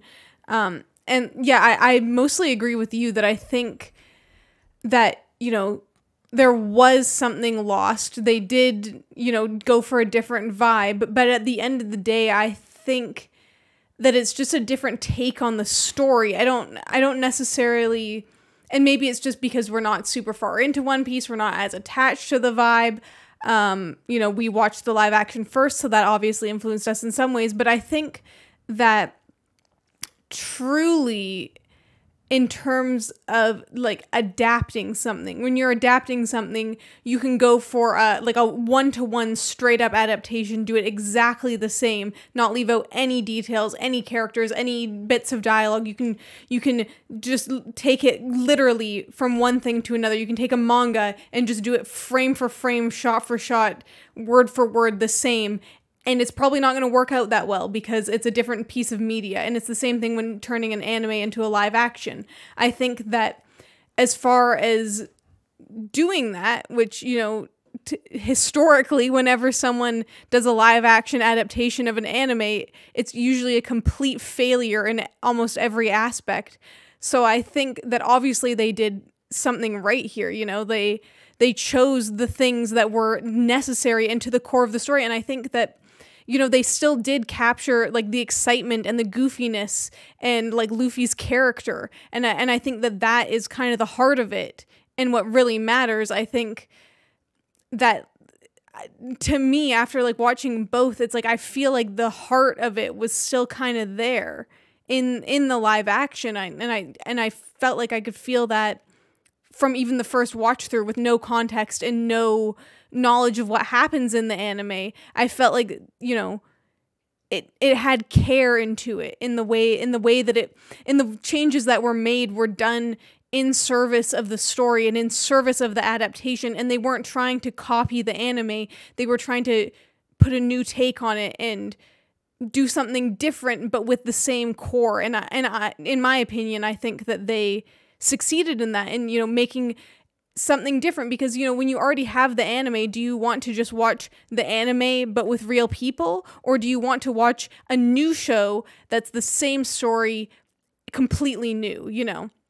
And I think that is good, because I think especially, you know, in a movie, or not in a movie, in like a live action adaptation, you see it all the time. Whenever any book is adapted, they leave out so much stuff, and a lot of times they cut the wrong things, and it's incredibly frustrating. Like I you know, or change things, do like an anime original ending, but to this movie of this book that was so highly regarded. You know, there's things all the time, but then certain things have to get cut no matter what. And I think that in the case of the One Piece live action adaptation, like, I can't think of anything that I would have rather, oh, I wish that they added this in and took out this. I can't think of anything that I'm like, I wish they took this out. I can only think of a few things that I'm like, it was already really good and it would have been even better if we got this, but I'm okay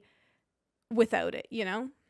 I agree. I think that's the I think that I came off more harsh than I wanted to with what I was just saying. I think that you put it perfectly. It's like, yeah, what is there anything that I, as a first-time viewer, having now know what was cut out, you know, is there anything that I personally think like, oh, they really fucked up by not having this? I'm trying to think. I think the only things are like, as far as what's important to the story, I think that Django was just funny and would have probably been funny if they did a funny take on it, possibly.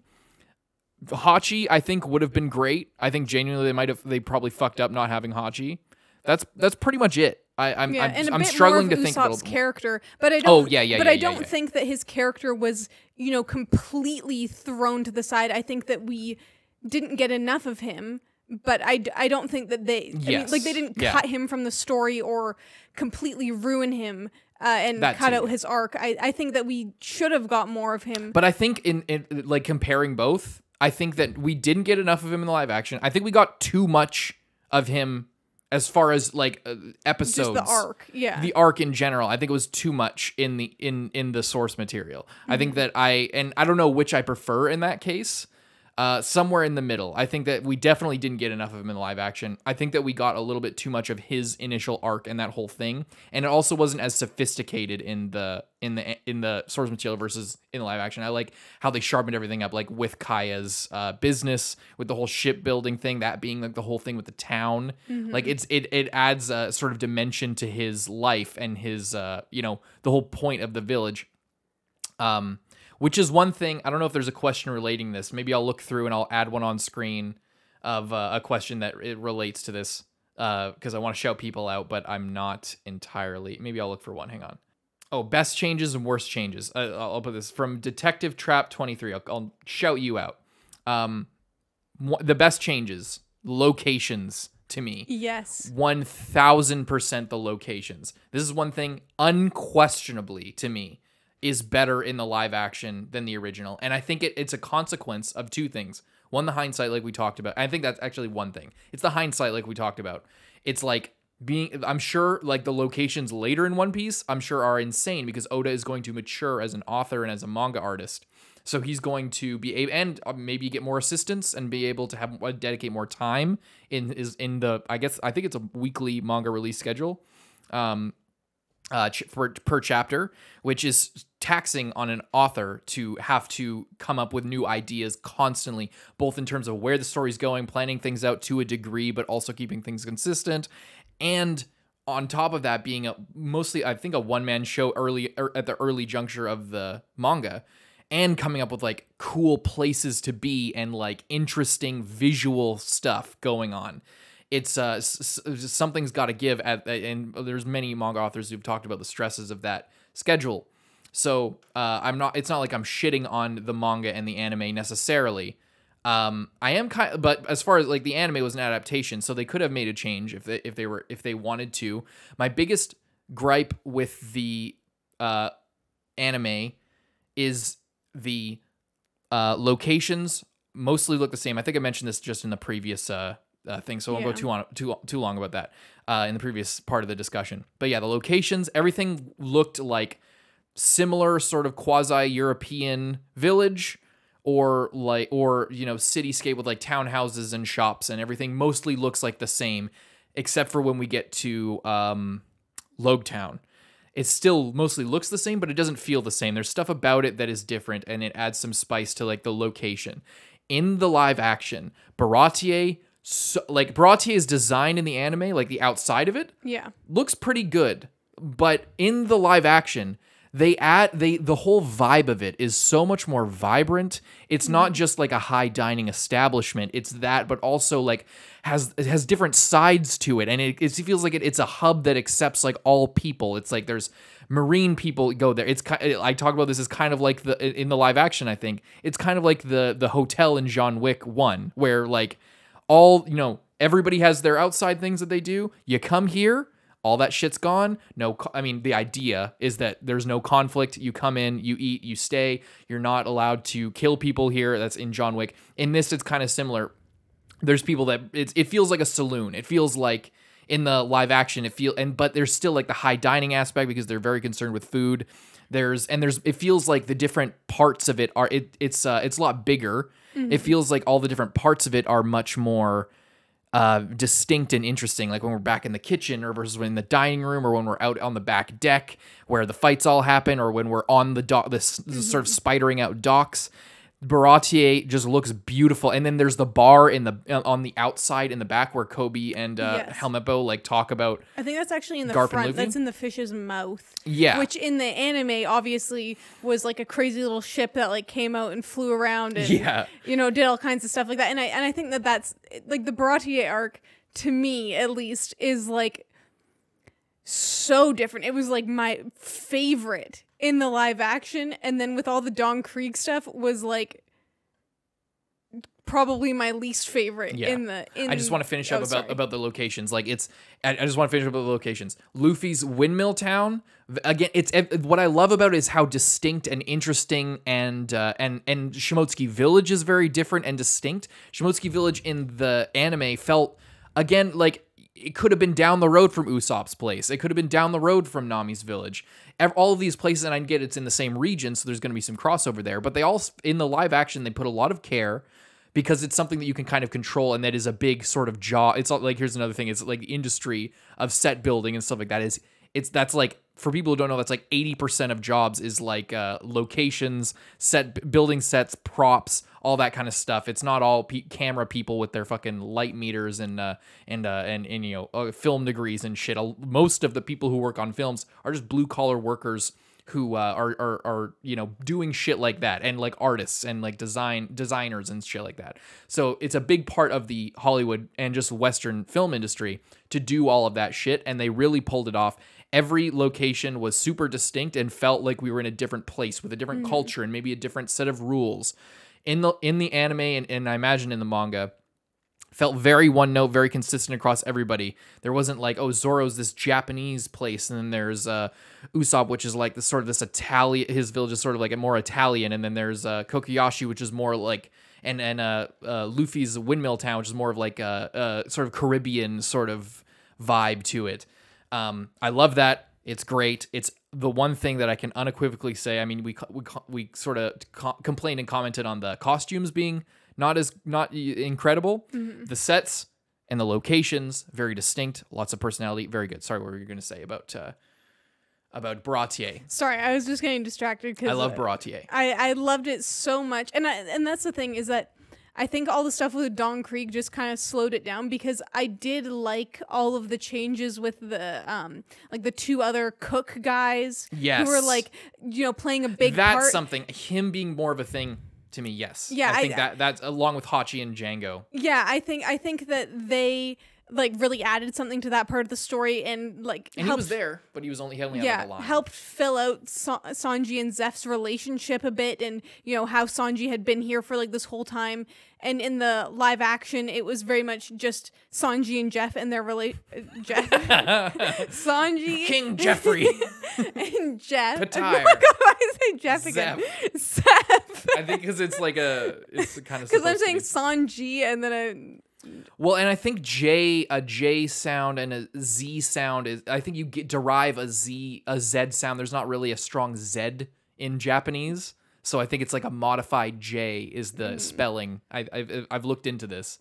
Anyway. Well, I don't know anything about that. All I know is that Sanji and Zeph are, you know, they could almost be the only people in the restaurant in the live action, and not really aside from the fish butler guy, which was an added thing, which really complemented Arlong thing. That was a good change. I was thinking we could talk about that when we talk more about Arlong, because I feel like there's a lot to say about him, but specifically. I liked it because I feel like in the kitchen atmosphere, you know, there's not just two guys there and everyone else is just the side character. Yeah. They've been working together for years, and I liked that there was more of a relationship built out there, and I loved, you know, the differences between Sanji's way of like what's a customer, and I can't remember the other guy's name even. I forget. Whatever, his definition of a customer is someone who pays, and Sanji is just someone who eats. And it just added like a whole dynamic that I loved, and I loved that they were so passionate about defending the restaurant and, you know, fighting for everything, and also so passionate about getting Sanji. It's like they were all of his family and all just wanting him to succeed and go out and follow his dreams so badly. And I loved that. But at the same time, I feel like cutting that was worthwhile to have like the Baratier arc in the live action was so strong, so cool. Everything just felt like it was just so good. I don't even remember what I was saying. About side characters and about how like. Oh yeah, I feel like the addition of Kobe also kind of made up for certain side characters being cut because he wasn't really, in it, but the addition of him, I feel like, did a lot for the story in the way that they were telling it in the live action. So that's another thing that we didn't talk about that makes me sort of okay with some other things being cut, because it was in service of this other plot line that didn't exist, that I feel like really enhanced the story and broadened out the world and, showed kind of a different perspective on things, which I really liked. I also just think that, cutting out the Don Krieg stuff made that part of the arc really strong.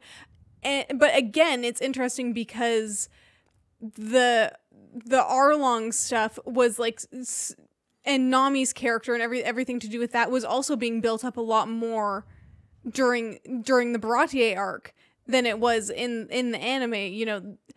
Arlong showing up and all the stuff with the fishmen and everything. Because in the live action it was a little bit more streamlined and a little bit more towards building to like one aspect of the story, rather than just, thing by thing as it comes along. It is, going in the same direction, just slower and with less urgency. So I think that as well, cutting out Don Krieg just streamlined it and made it more enjoyable. But, there were aspects of the anime that I really loved at the time. Mm-hmm.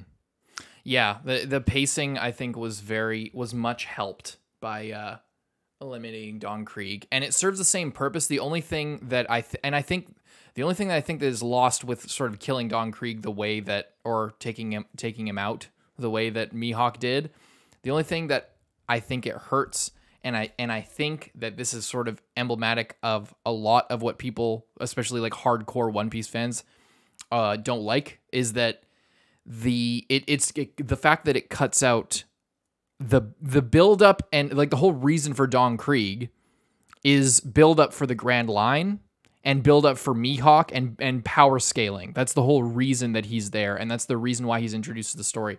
It's to sort of set the stages for the next part of the story. And that this constant sort of ramping up and like exploration aspect that he services was not very well communicated. We just knew he was another big bad pirate guy, probably something bigger in the anime, but in the live action, when he just gets killed, it's more like, oh, look how badass Mihawk is. So they got that part right. That's like part of his reason. But we didn't get like in comparison. In comparison, and there wasn't like the sheer size of his ship and his armada and how far he's fallen. And it's like in Naruto when the legendary Sannin fight and like Orochimaru, like in part 1 when we're trying to get Tsunade, and Tsunade is afraid of blood. Orochimaru can't use his jutsu. Jiraiya got poisoned by Tsunade before the fight and is working at like 10 or 20% of his power. We're getting an idea of like the whole point, like say in Naruto there, the whole point of that part of the fight is, one, so that Naruto can participate in like this big battle in some way, but also for us to get a taste of like the level that they could be at if they all weren't super nerfed, and in turn how powerful Naruto could be in the future. It's theming, and that's what Don Krieg is supposed to be there, is like we get all this hype of like how crazy super badass he was at one point, how fucked up he is now, but still at this level, like how powerful he is, even though he's a tenth of what he once was at the height of his power. And still, even at the height of his power, he got bullied just going to the Grand Line and had to run back with its tail between his legs. Comparing that to Zeph, who is also, we know was a super badass. All of this power scaling shit, and like that Zeph at one point like went to the Grand Line, was like a big, badass pirate. He still is like very beaten down and kind of, not a shadow of former self. He moved on and is living his own kind of dream. So it's not like diminishing what he's done there, but the whole point of all of this shit, and then Mihawk comes in, and so like the magnitude of just how powerful Mihawk was was not communicated well in the live action, unless you knew the lore behind Don Krieg. It's like they spent so much time hyping up Don Krieg and his accolades and his history and all this shit. And then the fact that Mihawk is just like kind of playing with his food and just like chases them down and then goes to this restaurant just for fun. Like, all of that is in service of, you know, well, what the hell is out there then if these are the types of people, and if like Don Krieg, who's supposed to be this big badass, isn't even an ant to this fucking psycho swordsman badass guy. He's not even a concern to this guy. And this is like the type of person that we're going to be running into. This is the type of threat that we're going to be running into out there.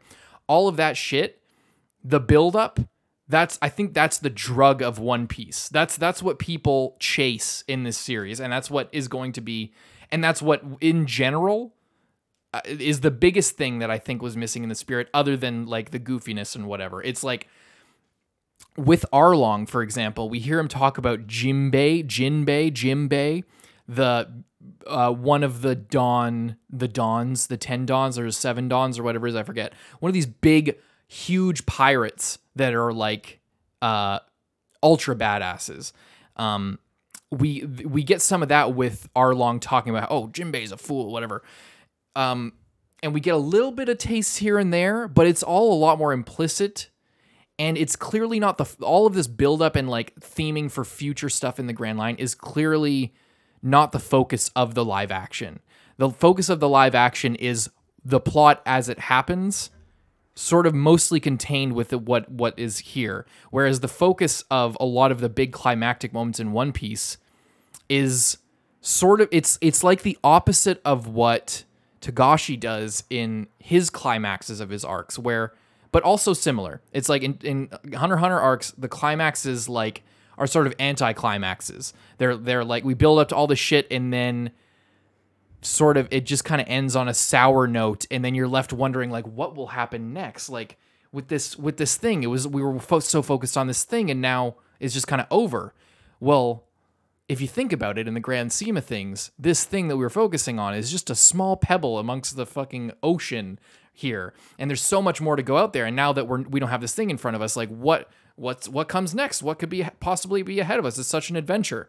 In this, it's kind of similar, but also the opposite with the way that Oda does it. It's like all of the climaxes and all of the big moments are not just like big explosive moments like they're presented in the live action.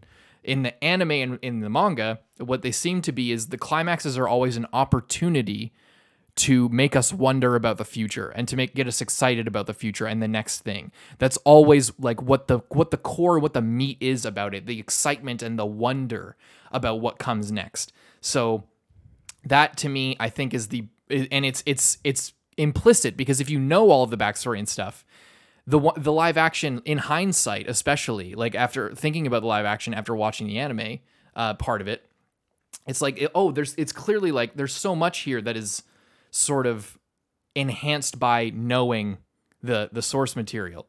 And it makes me feel very similarly to how I felt about watching the Last of Us TV show and like seeing a lot of sort of the callbacks to that and like the foreshadowing for the future that is sort of in hindsight, clearly stuff from the second game is being sort of foreshadowed in the TV show of The Last of Us.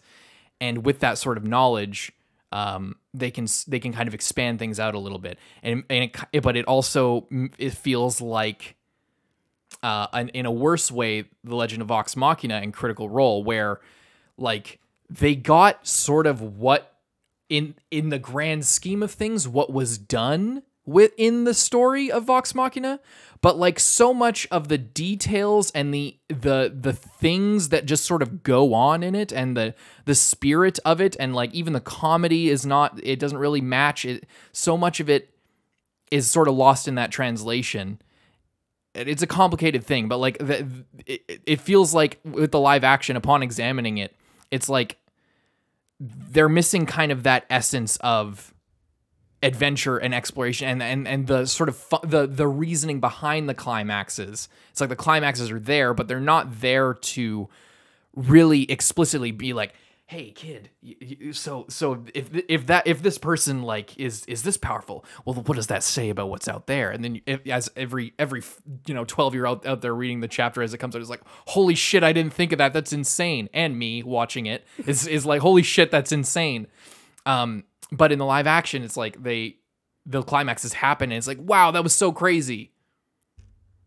And I feel like that's a big part of what's missing to people implicitly. But as far as the story itself, I feel like there's a lot of things I think I do prefer about the live action.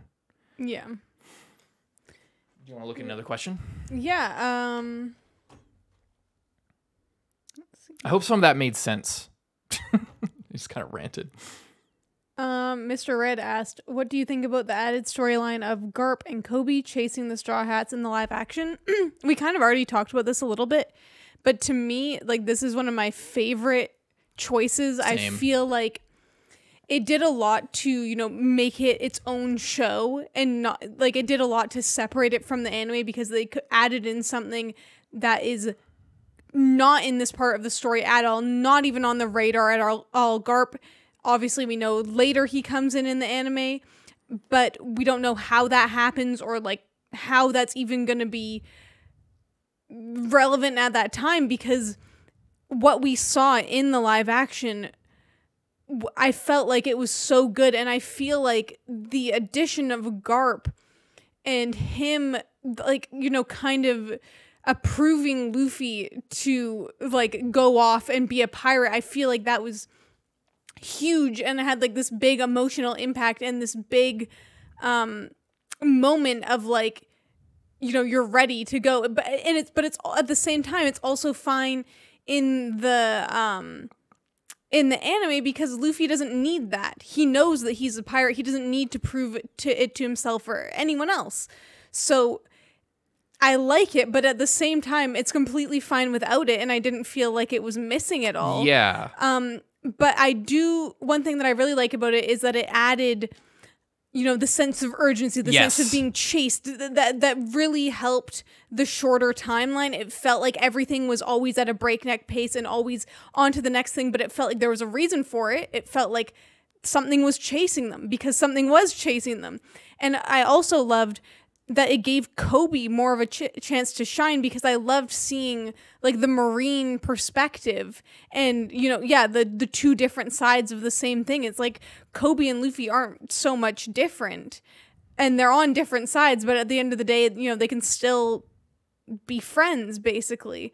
And I really liked that. I just enjoyed, getting to see like a broader sense of the world in a way, you know? Yeah, I agree. And that's the one thing that is kind of perplexing.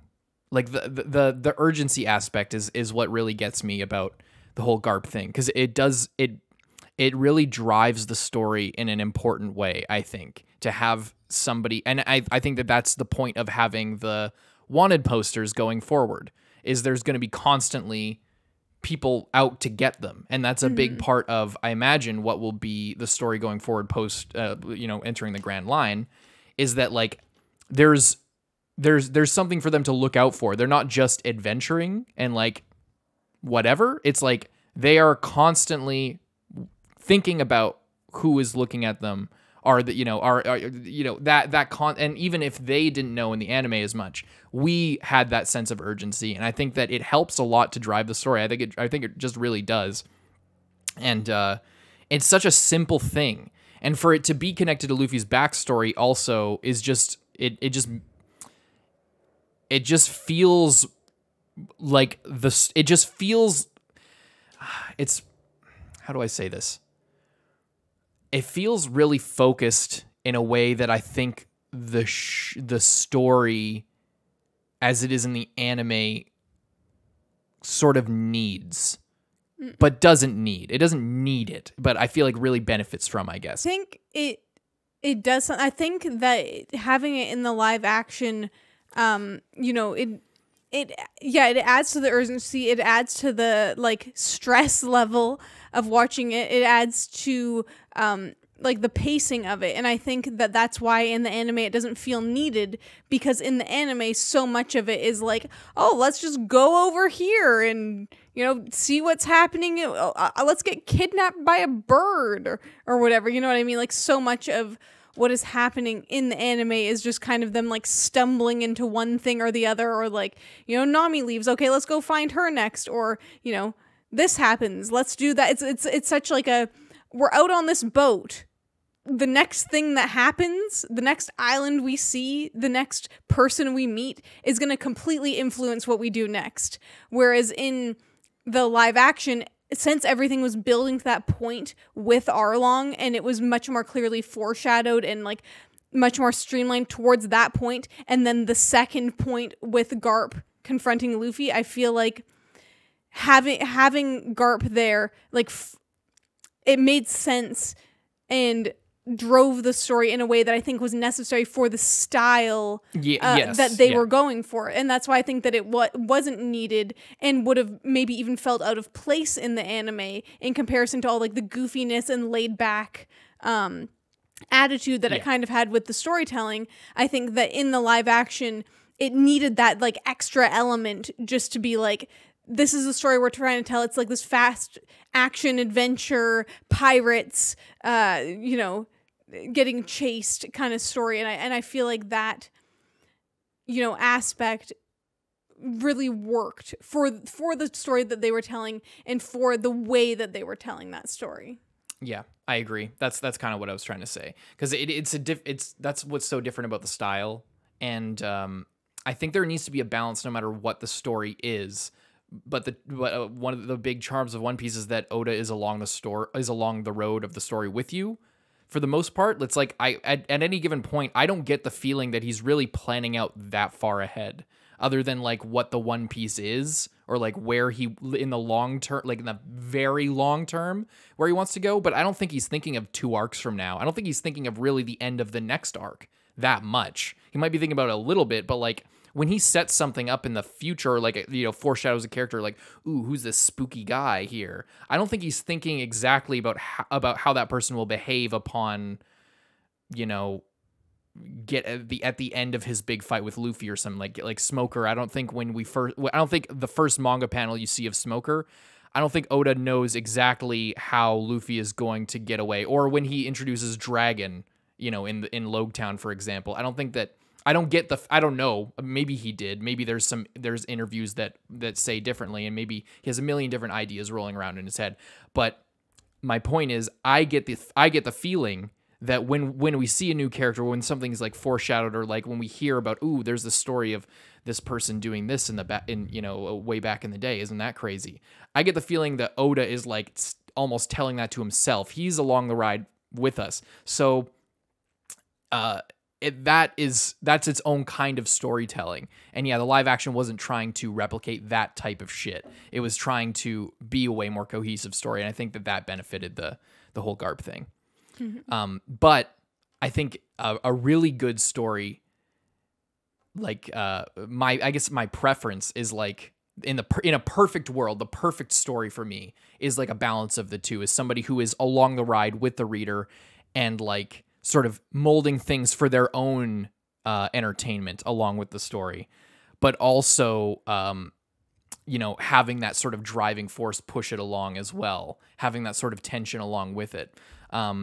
But it's just a different perspective. It's a different take on a story. Overall, Garp stuff and Kobe stuff, I like it.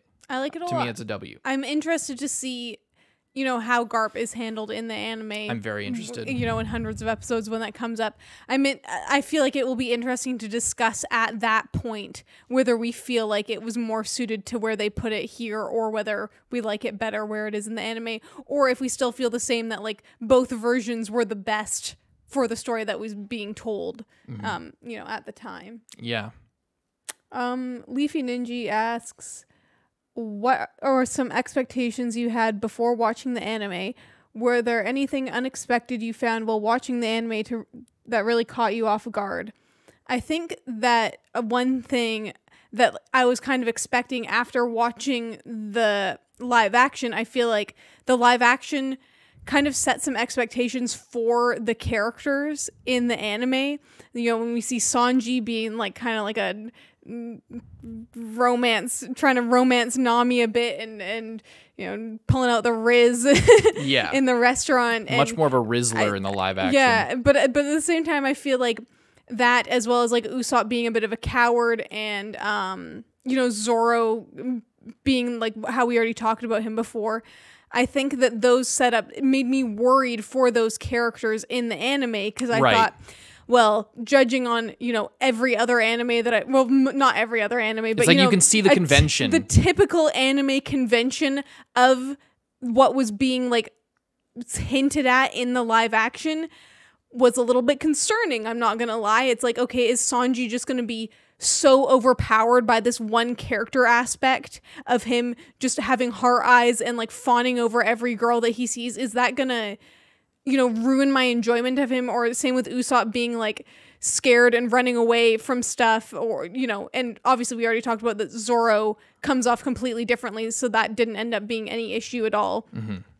But I was really pleasantly subscribed. I was really pleasantly surprised by like the way that the characters were handled, and that it wasn't just, you know, a one-dimensional, this character is like this and they're annoying. You know, there were certainly moments where, you know, whatever, Usopp could be a bit annoying, and it's like, okay, settle down. Yeah. But at the same time, there was the characters and like just their personalities were so strong that even having these, like in a weaker story, those aspects of the characters would be all that there was to them. You know, like it would be, this is the guy that does this.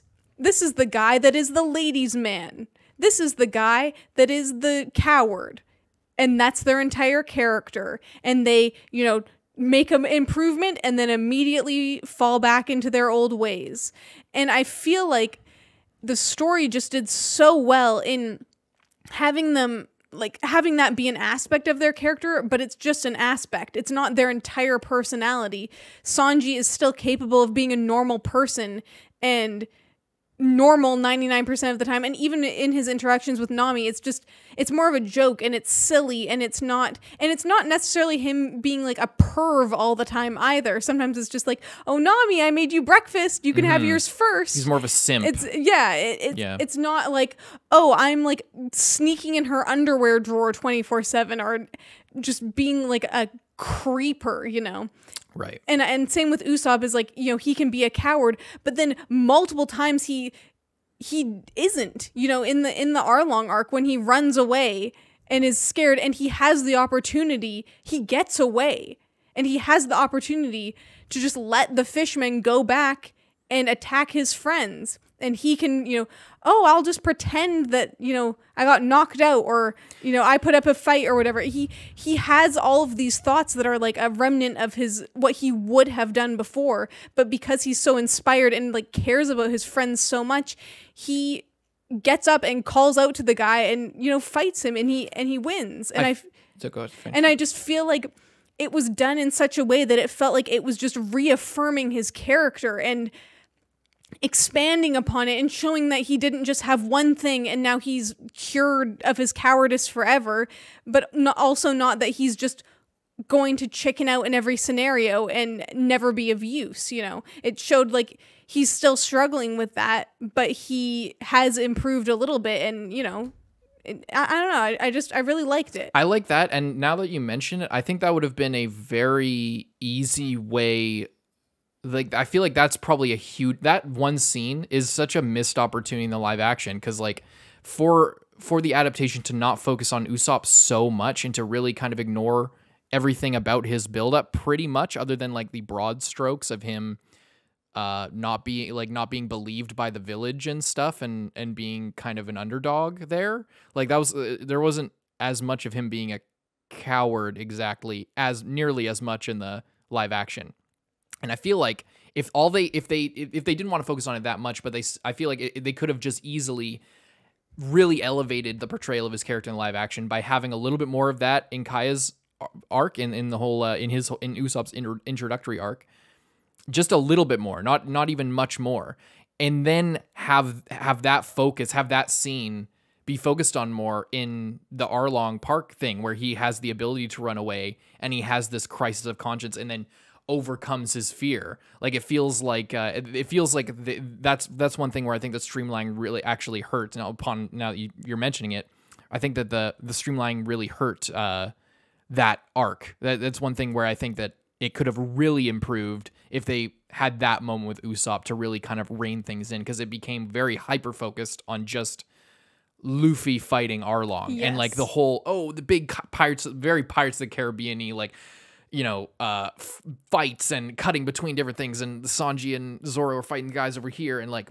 ducking over each other and like back to back, and then big pose or whatever, that type of shit. And then Usopp running in the forest, and then he has ketchup and he covers himself with ketchup and stuff. I feel like if they wanted to, they could have enhanced Usopp's character portrayal to like everybody in the live action so much if they just had that one little scene. It's such a it's such a small. It was sacrifice. one of my favorite parts, of the Arlong arc. Honestly, in the anime, I feel like it was just so well done. Just that one little fight, I feel like did so much and was such like an example of good storytelling. And you know, like we talked about it a lot, multiple times, so I won't get into it too much, but just the Arlong arc in the anime was so amazing, not just because of what was actually happening, but just because of, you can see how much, like, as a writer, how things evolved and how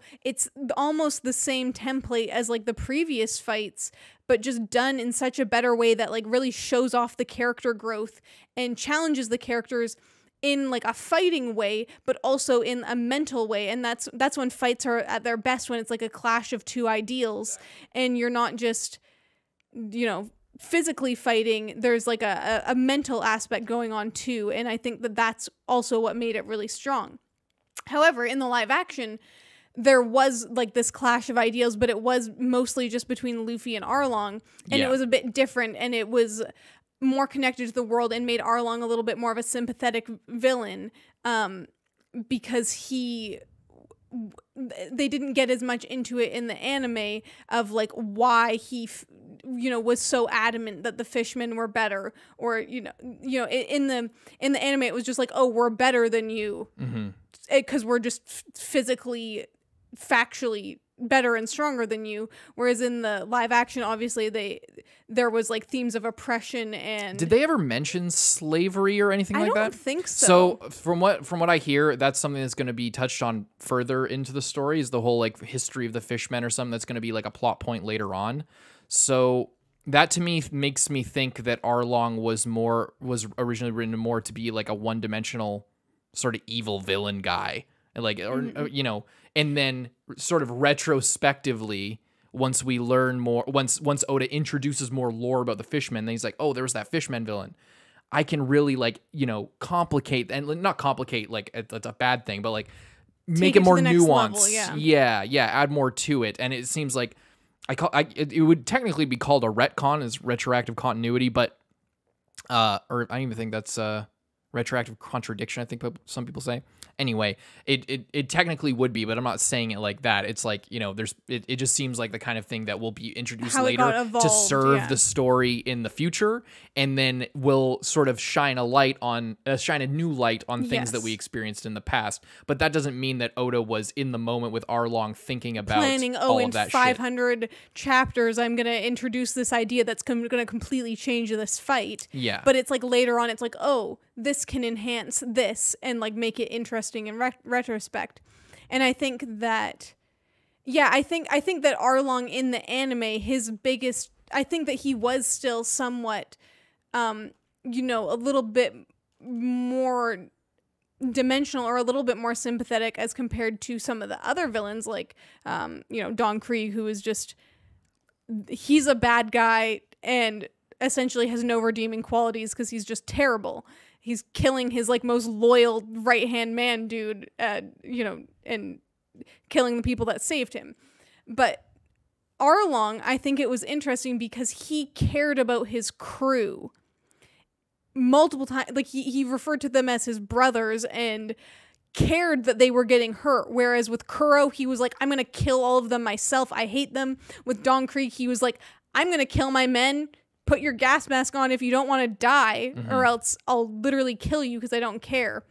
Like, to a lot of the other people, it's like their crew was dispensable. And I think that for Arlong, what was interesting is that he did care about them, you know, similar to how Luffy cares about his crew, and that's usually what sets him apart. But in this case, Arlong did care, and he had the relationship with his men where they were like, you know, settle down. And he wasn't like, don't talk back to me. He was like, yeah, you're right. I'll, you know, I don't want to mess anything up, so I'll let you handle this because, you know, we're in this together and we're looking out for each other. You know, he wasn't like, I'll send you because I want you to die and I don't care about you. It felt like there was a little bit more of like mutual care, camaraderie. Yeah.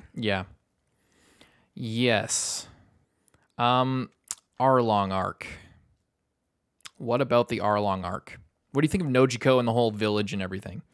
Oh, I really, really preferred the version in the anime where they knew what Nami was doing the entire time. I like that so much better. I also loved the moment when Luffy like doesn't want to hear her Nami's backstory and just leaves. That was like such a highlight. That was so good.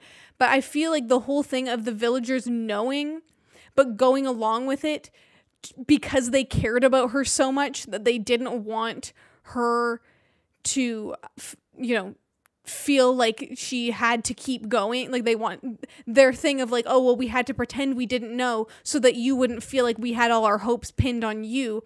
I feel like that was huge, and it showed how much, like how strong the village was and how much they really did care about her. And, you know, but also at the same time that Nojiko wasn't pretending. She was like in it with her sister and, you know, pretending to keep her secret and encouraging her. And I just feel like it was more believable and more wholesome. I feel like it's way less believable, but that doesn't mean that it's worse. I think that the stuff with Nojiko and the village people knowing, I feel like defeats the whole sacrifice of Nami joining the pirates and ruining her life potentially. Like it feels like then it wasn't as much of a sacrifice for her to do that because she wasn't sacrificing the love of all these people that, you know, she loved being around and all these people who were rooting for her. And now like, what's, you know, oh, so like you're just going to join up with the guy who killed your mom? What the fuck is wrong with you? Like she doesn't have to deal with that. She like kind of had to deal with the ridicule, but it wasn't real. It was just perceived ridicule on her part and ostracization. But it wasn't, the fact that we were all on your side all along to me feels like, it feels a little more limp than her, you know, making the sacrifice. You know, she just lost her mom. Now she has to sacrifice the relationship with her sister to save her sister. And that's a big deal. And her sister hates her because of all the shit that she's doing. And she can't, and as terrible and tough as it is, she can't reconcile that. Otherwise, she won't be able to save her sister. So it's a real sacrifice in that way. She's not just sacrificing herself to have to go and be a pirate and steal stuff. She's sacrificing everything that she has left in order to save them. She's in a way sacrificing herself even more if they don't like her. The fact that we knew all along, Nami, all of this stuff, we knew all along. That feels to me what it feels like is it feels like a writing sort of.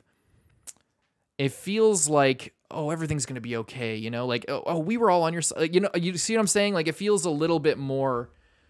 It feels a little bit too easy for them to all have actually been on her side the whole time. And it feels also like a less of a triumph because she's not really winning them back. They're just defeating the bad guy. Like she's not only not sacrificing this relationship all these years she could have spent with her sister, she's not just sacrificing the sort of love and admiration of all the fellow villagers and being completely casted out by them and all the hatred that she has to deal with knowing that they feel that about her, but knowing that it's for the greater, but herself deep inside knowing that the feeling of her being alone and asking Luffy for help, I feel like is cheapened by everyone actually being on her side. Because then it's like, all these people were there to help her anyway. But, you know, the whole idea of her, like, getting all her money stolen, and she does this, she tries to go here, she's doing all the stuff to steal, she's trying to, you know, work out with Arlong. Oh, if I do this, then can do that. And the fact that she also, I think that's why her leaving is more powerful to me also in the live action compared to the anime, because in the live action, when Luffy is like about to die from Arlong, and then she's like, Arlong, let's go. I'm betraying you guys. I was with him the whole time. It mirrors and it foreshadows everything that we eventually learn in the village, and it makes it feel more intentional and less like it kind of happened that way. Like, I will say I liked the whole flashback with Bell-mère and all the stuff of them growing up a lot more in the anime. But the whole her sacrificing her reputation, the love that everybody feels for her, the love of her sister, the chance that she could have a family, knowing that she'll never have that, but she gets to save her life, and the tragedy of that, and her being completely alone and needing to reach out to this person that she betrayed, and Luffy, and needing to finally drop that facade and ask for help. If everybody was always on her side, then that kind of it doesn't hit as strong for me, because also the fact that they Nami, after you've asked for help and after, you know, now that everything's going to be okay eventually, now we can reveal that we've all been on your side the whole time. That didn't happen before, that happened after, and I know it makes sense with the way that the story progresses and how they're going to go fight and all this stuff, but it feels like it's like, oh, now we're on the way up. And now everything can be a little bit more happy, and all these people get, it just doesn't feel like it just doesn't make as much sense to me. Does that make sense? Yeah. Does any of that make sense? I think that makes sense. I guess. And I know that's an unpopular opinion. I guess maybe I just prefer it the other way, because it seemed like, being sisters, Nojiko and Nami would know each other well enough to, like, Nojiko would know that Nami wouldn't be so heartless as to, go and, like, work for willingly, with no ulterior motives, work for the guy who just killed their mom. And the normal adult rational people in the village would, also maybe put two and two together. Yes. That, like, this little girl who loved her mom so much wouldn't just betray her for no reason. I think that, to me, like, that is what makes sense, because it's like, Nami was, like, really little, and, she made, like, this huge sacrifice. And I think that other people knowing her that well, and, like, the feeling of, like, oh, this is a very tight-knit, close village. And same with what was the guy? Gen. Being like a super close family friend to them and to their mom, also would know her well enough to, you know what I mean? Yeah, I mean? It does. Yeah, it's, I guess saying that it doesn't make sense is the wrong phrasing, because if they knew her, they would know, and it's kind of like, oh, so you're just gonna join up with the person who literally killed your mom. But I think that. I know what you mean, but I just think that it makes sense both ways. I guess I just like it that way better, because I do still like her having her sister as, like, someone that she can confide in, but at the same time, it makes it feel like, what's the real sacrifice? Because it's not like she's hanging out with the pirates and killing people all the time. Like, what is she doing by joining the pirates? Like, by choosing to join the pirates. It's like, especially with her outburst when she was a kid, and she was like, poor people suck. I hate this shit. I hate being poor. If I have to be poor and this is what's going to happen, fuck that. I'm going to join the winning team. Like, that to me, it's like, it's kind of like a Sasuke type fucking thing of, like, I'm just going to come around, play soldier, play ninja with all of you, and not gain any power and not achieve any of my goals, and I'll just suffer and die, or die unfulfilled. Instead I'm going to go and prevent this from happening by not living this life and not living this humble bullshit. I feel like people could believe that. The fact that she would join the pirates that killed her mom in front of her is a little bit rough. But again, the way that the anime presents it in that way is a little bit more believable, where there is this sort of turning point and this psychological kind of breakdown for her that kind of justifies her leaving. But then the fact that everybody kind of knows, again, it's like logically you could probably figure out that she's probably doing it for a reason, that there's some kind of a deal going on. But I think for like the whole build up and swelling towards this big climactic moment where she needs to ask for help and she is alone, I feel like everybody being against her and her kind of taking that on the chin for the greater good and for a good reason, and sort of being alone, I feel like that it all kind of builds up to that, and it all like this anxiety is like constantly building up, and then her shit gets on and she's at rock bottom. She has no way to do any of this, and she has no choice but to ask for help, and that kind of sort of, and then I asked for help and now everything's fixed and everybody loves me again and everybody accepts me no matter what and are willing to die for me. All of a sudden, it's like, and again, they all knew it's a different thing. It's a different thing. I prefer it the way the live action did it, because the strain of the relationship, I guess, is more interesting to me than for everything to be hunky dory and perfect. Despite all that, but I guess it's just a matter of opinion. And everyone's going to agree with you because everyone loves your opinions way more. Yeah. Why is it not cutting you? I don't know. Oh, there it is. Okay. From Artemis. Obviously, there's going to be restrictions with the live action, but do you think the live action has done a pretty good job at capturing the fight choreography displayed in the series, or do you think there's something they potentially could improve on in season 2? The fight choreography for me personally was the worst part of the live action. But in this case, I think that part really suffered. I don't know what they could do to make the fight choreography better.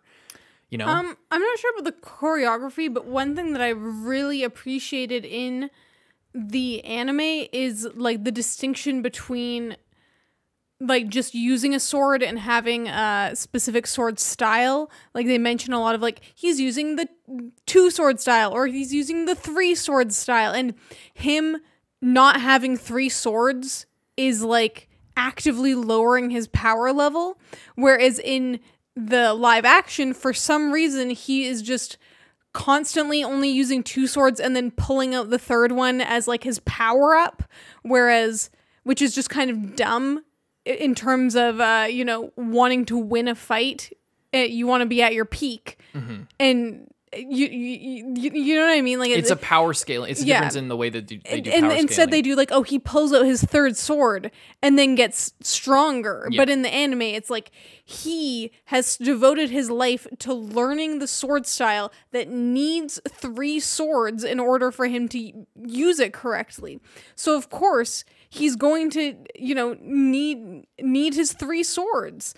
And like in the anime, the impression that I got when he lost his other 2, I'm like, is he even gonna need them again? Is he gonna replace in the anime or in the live action? It's like, is he even gonna bother replacing them? Because I feel like, does it really help him that much? I think that goes back to the choreography thing that I was saying, where the choreography with specifically with the sword fighting, like in an anime when like people go up against each other and they almost like JoJo, like and like fight, it's like swinging and like all over the place. It's like you can see why 3 swords might matter in a fight like that, like because it doesn't matter when the fight is being like sort of choreographed and they're doing the anime thing, jump in the air, slice down with 2 swords, back off, and it's like I've said this multiple times. It's like the point of having 2 swords in each hand and a 3rd sword in your mouth is that there's multiple ways to attack and defend. You can defend with one arm and then sort of jab at him with the other arm, or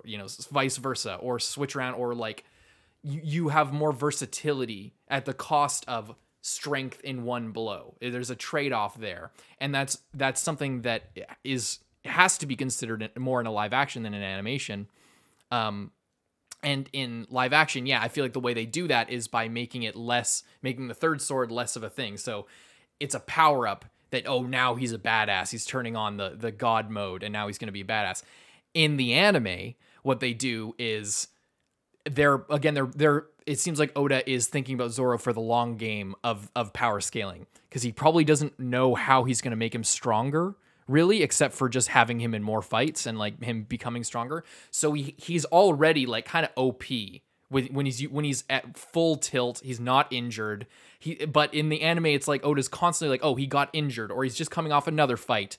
Oh, he lost one of his swords. Oh, he lost two of his swords. He's always at some sort of a disadvantage most of the time, except for like against Mihawk and a couple other situations. And he gains experience over time, and that makes him better.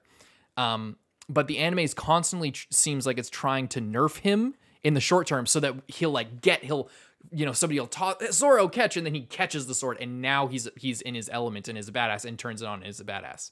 But it's not like in the live action where he's just choosing not to pull out the special sword for some reason. You know what I mean? Mm-hmm. That's the difference. So like and I think that's why it's like, because there's only so many ways in choreographing a live action fight that you can make a sword in the mouth useful at all. I think it's also that like that's, as far as I'm aware, not a real life technique that is used. You know, actually, just okay. Well, as far as I know, that's not something that is really used. I also think that if it is, it wouldn't be very effective. Just from a common sense standpoint, having an extra sword in your mouth is probably not really going to help you, is probably going to like limit your mobility, and is most likely just going to get in the way more than anything. But in an anime, you have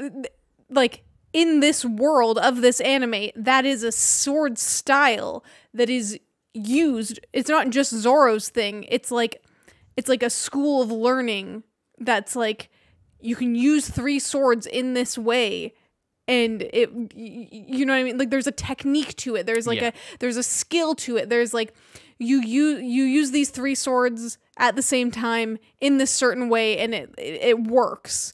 And I think also just when you're putting that in the hands of a real person, it just looks awkward and clunky, because kind of is awkward and clunky. You're holding 3 swords, one of them's in your mouth. So then you turn it into a magic power-up, or like, something that's not used in every fight intentionally, because it's always Zoro's intention in the anime to be fighting with 3 swords pretty much all the time. Mm-hmm. Like that, if he had a choice every fight, he would be using his 3 sword style with his like special sword in his mouth.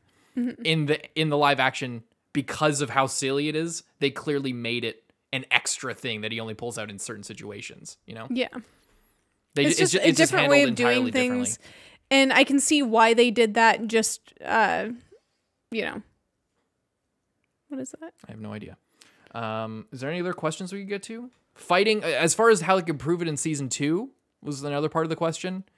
I have no idea. And I think it'll depend on how many. We already got 2 more Devil Fruit users in Logetown, which is right after. We got Captain Smoker, and we got fucking Alvida? Yeah, Alvida. Now she's a Devil Fruit user.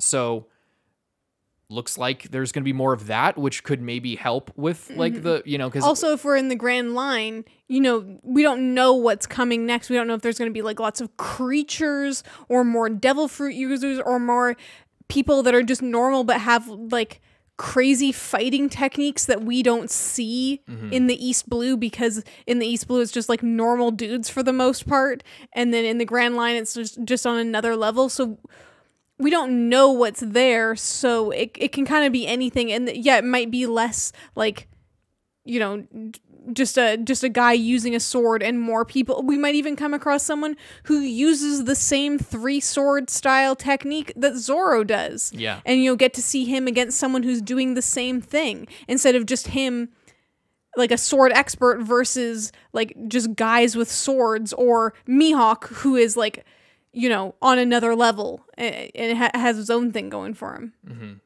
Yeah, but as far as like how they could fix it, I think the only way to fix it is how the show will.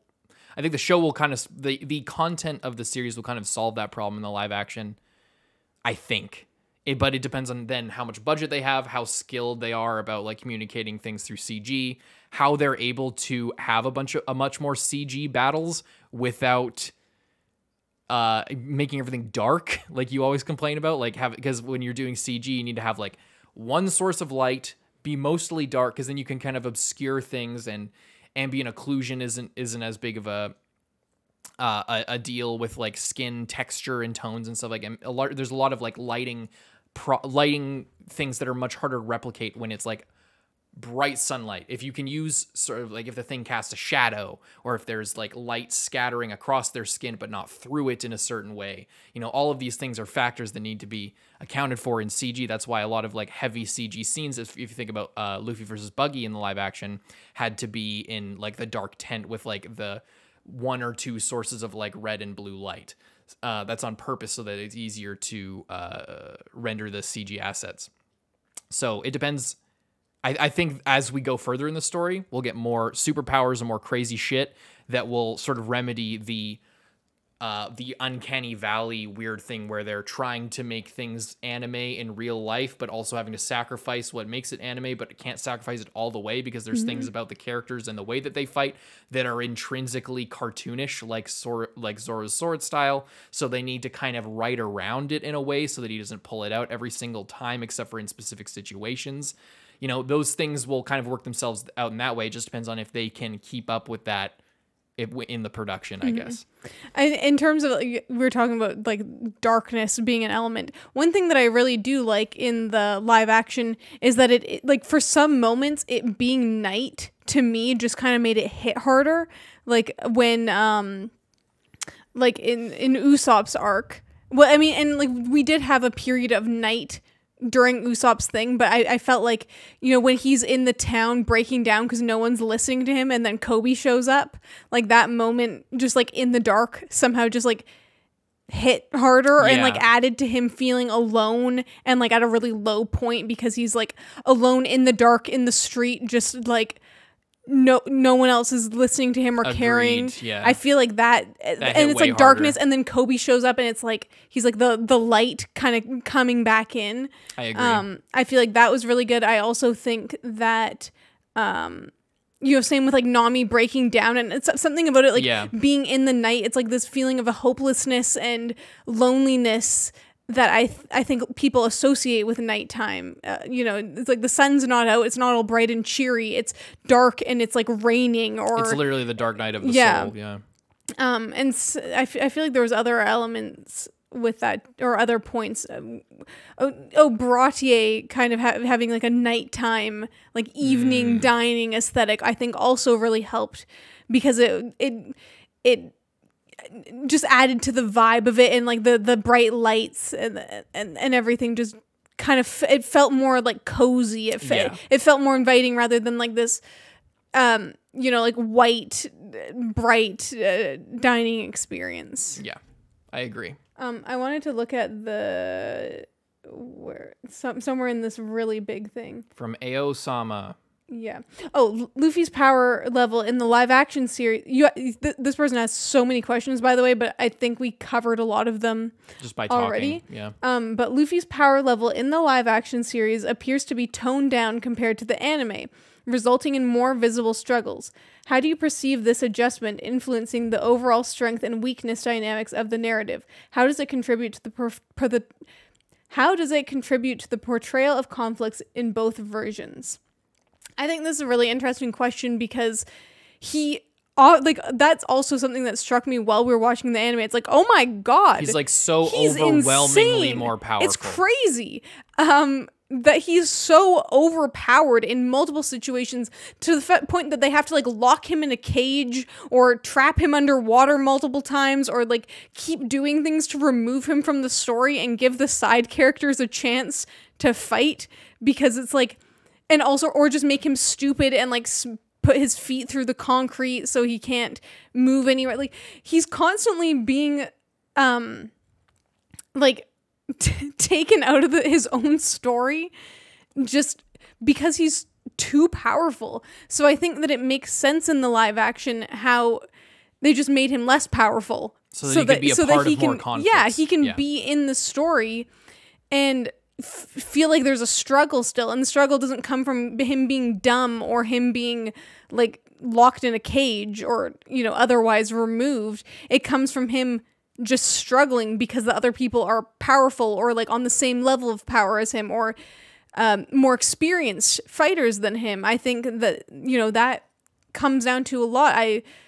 it gives him room to grow. Whereas I feel like in the live action, or in the anime, sorry, he's already so much more powerful than he's even being portrayed as. He just keeps getting like not the opportunity to be able to use it. Yeah, that's a very clear thing, and I think it's a good change because, well, there's two things. It's like, I think it was just these days, if One Piece were started today, I don't think he would be as powerful. I think that a big reason why he's as powerful as he is because the shonen power fantasy and writing a shonen as a power fantasy from the get-go, and more gag oriented, was just more popular in the 80s and 90s in general. Like, it was way more popular for the main character of, I'm thinking of Goku, but there's a bunch of others. There's Fist of the North Star. There's like a bunch of other ones. It was way more popular for your main character to just be the ultimate strongest guy. And, it's all about just like the whole tension of fights is just getting to the point where the main character has the opportunity to pop off like that they're going to. So it's all about sort of the anticipation of the big moment. You think of JoJo as well. Like, if you think of Jonathan, he was always about to doing the I forget what it's called, doing the Hammond fucking punch or whatever. I forget what it's called. Overdrive. It was always building up to that big moment where he's finally got the opportunity to punch Dio in his fucking face. If you think about Joseph, it was always building up to a similar thing, but more importantly with Jotaro. With Jotaro, he's finally he's so overpowered. It's just about getting Jotaro to the point where he can and just like fucking destroy a guy, and a bunch of other things, and like Omaiwa mo Shinderu in Fist of the North Star. That's, and I feel like One Piece, partially because of the time that it was written, to the time it was started, it's a product of that as well, where Luffy he eats a lot like kind of like Goku does. His name is Monkey, which, like Goku, he's a monkey man. I think that I think Goku was influential here, not just because they're both shonen, but also because of the time. And it's just sort of a convention in that way. And also, he's inconsistently super powerful, and that goes down to the gag aspect of it as well, and that's a lot more consistent as well with early Dragon Ball rather than in the Dragon Ball Z portion of the Dragon Ball manga, where Dragon Ball was a part shonen power fantasy, where Goku's like, "Oh, kid, you just saw a guy do the Kamehameha one time, and you just did it, just without even training, without even trying. You just did the super powerful energy blast that nobody but this one fucking immortal old man can do, because you just saw it one time. Oh, you can jump through the air and climb this pole that's like up to the fucking heavens just because you can." These crazy feats are like this. That's the power fantasy aspect is what I'm getting at, but it's also the comedy aspect to it. So I think also removing a lot of the intrinsic level of comedy and buffoonery that takes place in the anime and manga in the live action, how they kind of toned that down a lot. You also kind of tone down the inconsistency of the power level, because a lot of Luffy's ultra powerful moments are like him being so powerful that, he like gets in trouble in some way, or he swings himself around. I know that was technically added anime only when he was doing that in Logtown, apparently. But like a lot of him being too powerful for the situation is like a running joke as well as a power fantasy. So the live action's doing a different thing there. I think that it's a good change if you want him to be a part of more fights, and that's clearly, like you said, what they were trying to do. They want him to be more part of more engagements and not be constantly coming up with reasons why he's not around, why the main character isn't around during the critical fights. So yeah. Or like the silliness take. It's like in Luffy versus Arlong in the live action, he wasn't stealing Arlong's teeth, putting them in his own mouth and trying to chomp him. Yeah. Like, that's just such a silly thing, and it worked in the anime, but if you tried to do that in the live action, then everyone would have just been like, what is happening right now? Like, it just wouldn't have fit with the vibe. So yeah. But it still needed to be a crazy fight. So it was just in a different all the fights were just kind of in a different way. Yeah. And also often centered Luffy a little bit more. And, part of that was to do with like the side character, because it's like, the side characters versus the side characters. But in the live action, they toned down the side characters a lot. So there wasn't as much of that going around either. Mm-hmm. I think it's a I don't know if Oda is thinking about like long-term power scaling or how much he is at this point in the writing process, but he's like like I said with Zoro, he's like constantly kind of trying to nerf the main characters. And I think it's so that like once they fight more strong opponents later, like once they get in the Grand Line, they can be more toe to toe. And not have to go through a training arc every single time. So like, it's not like, oh, we get into the Grand Line, we just got our asses kicked so completely that we had to leave. Yeah. And like go on a training arc is what usually happens in a shonen. They like you like get past the like kid level, but then you immediately are confronted with something. You're out of your depths. You're like in way too deep, and you have to go back, retreat, train up, and return. But if you're already on that level, so that like, you were battling guys that were like weaker than you or like on your level before, and now they're like maybe slightly above you, but like if you're at your peak, it seems like Zoro, Sanji, and Luffy are and kind of Nami, depending on the situation, are overwhelmingly stronger than most people they fight.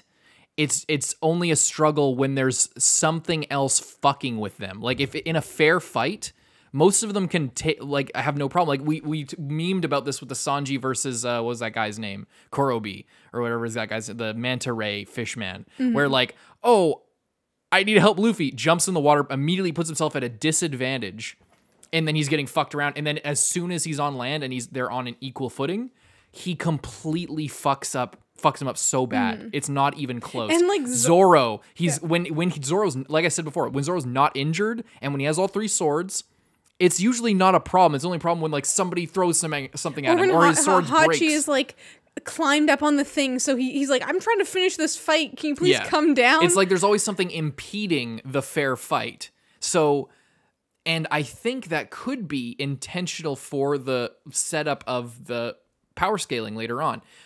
Or it's just a gag, and it's even but also, it works both ways. It's even also with Usopp, because the thing holding Usopp back is literally just himself. That's true. Like, we learned that in Logtown. Yeah, whenever he like just goes for it and takes the shot, he's deadly accurate. It's ridiculous. We saw him like shoot through the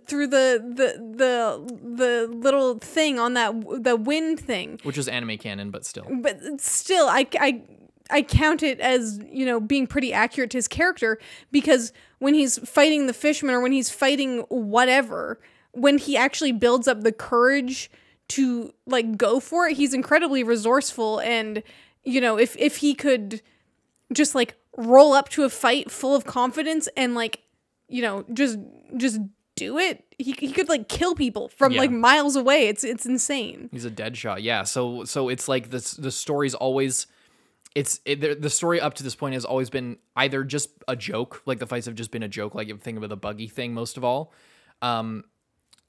or they're intentionally being nerfed, and I think that will come into more play the more enemies we fight later on. That'll be interesting.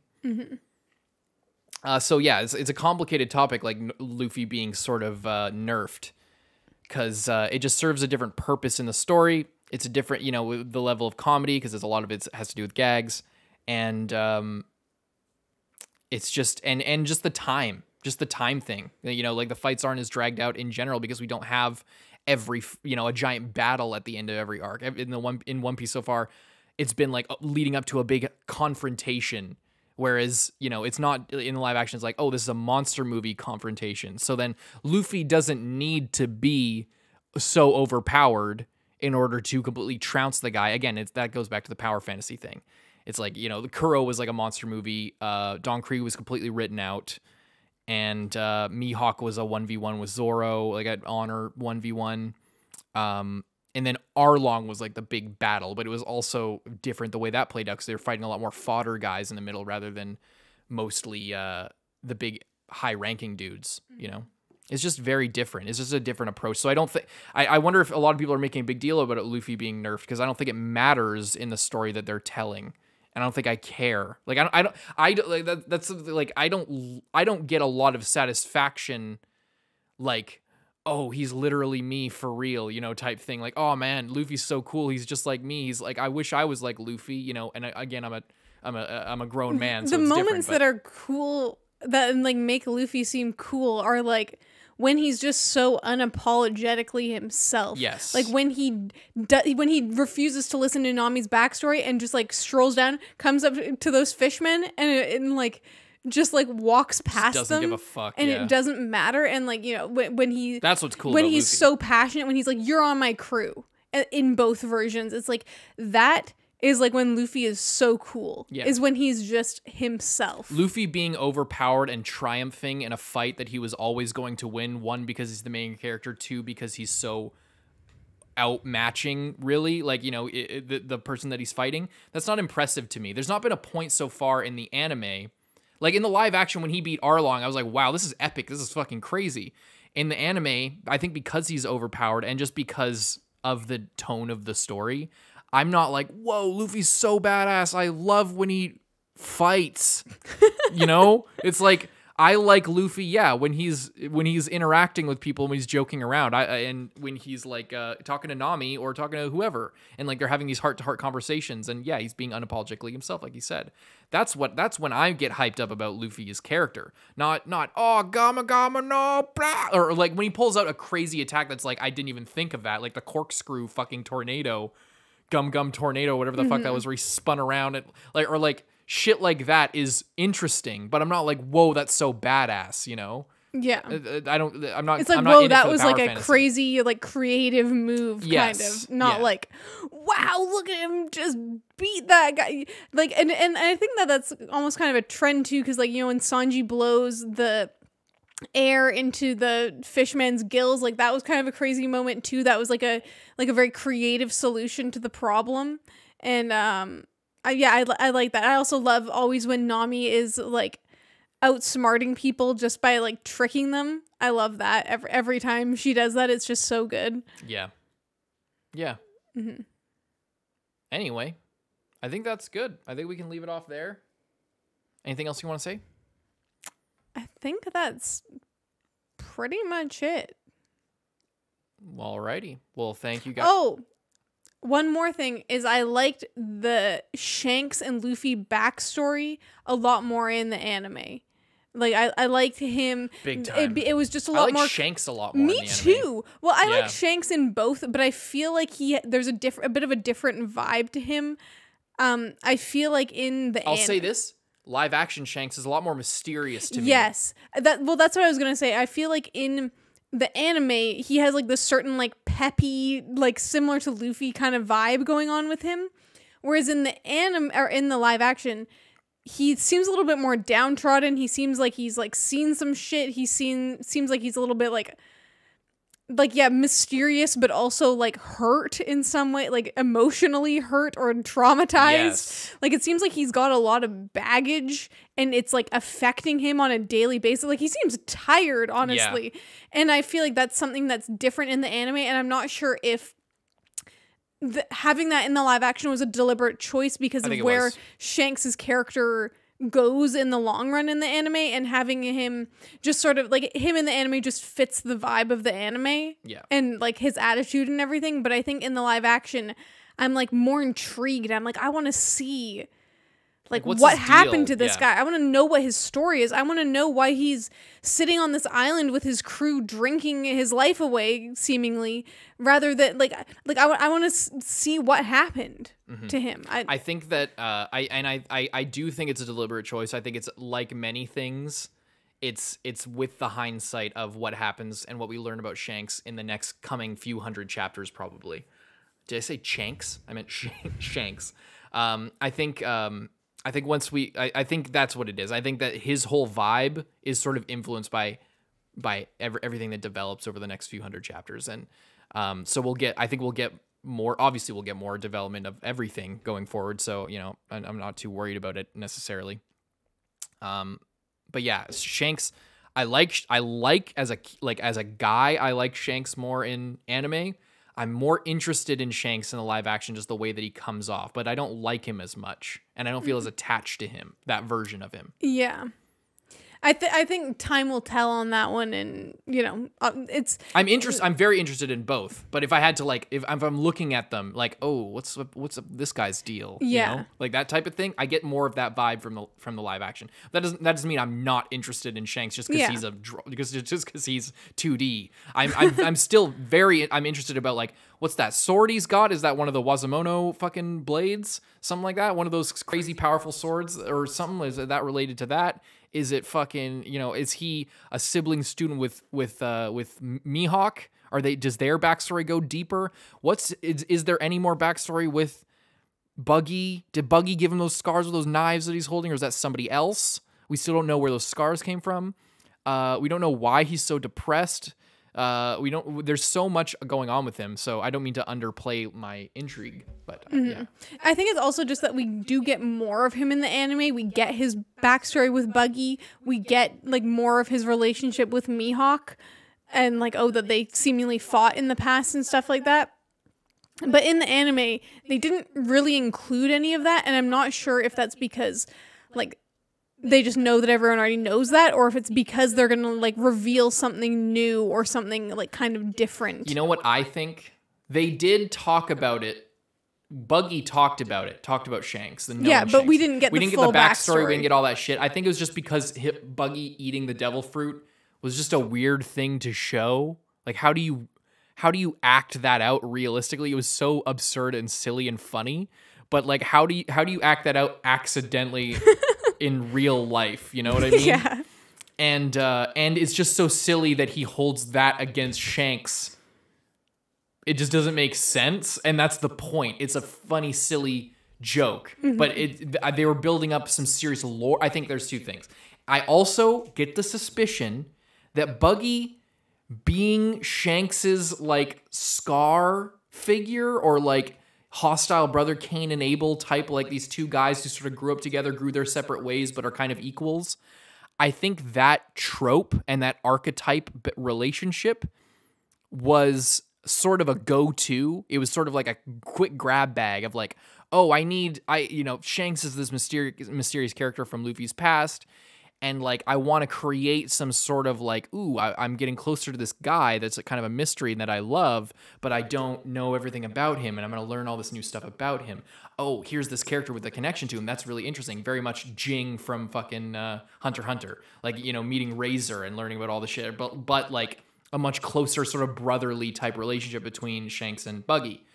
And I think it was sort of just a quick okay, I want to create this kind of intrigue. What if they were these hostile brother type figures, South Pole versus North Pole, or what all this, they're just bitter opposites, but they kind of come from the same place and they have this shared history together, and they're kind of like these brothers.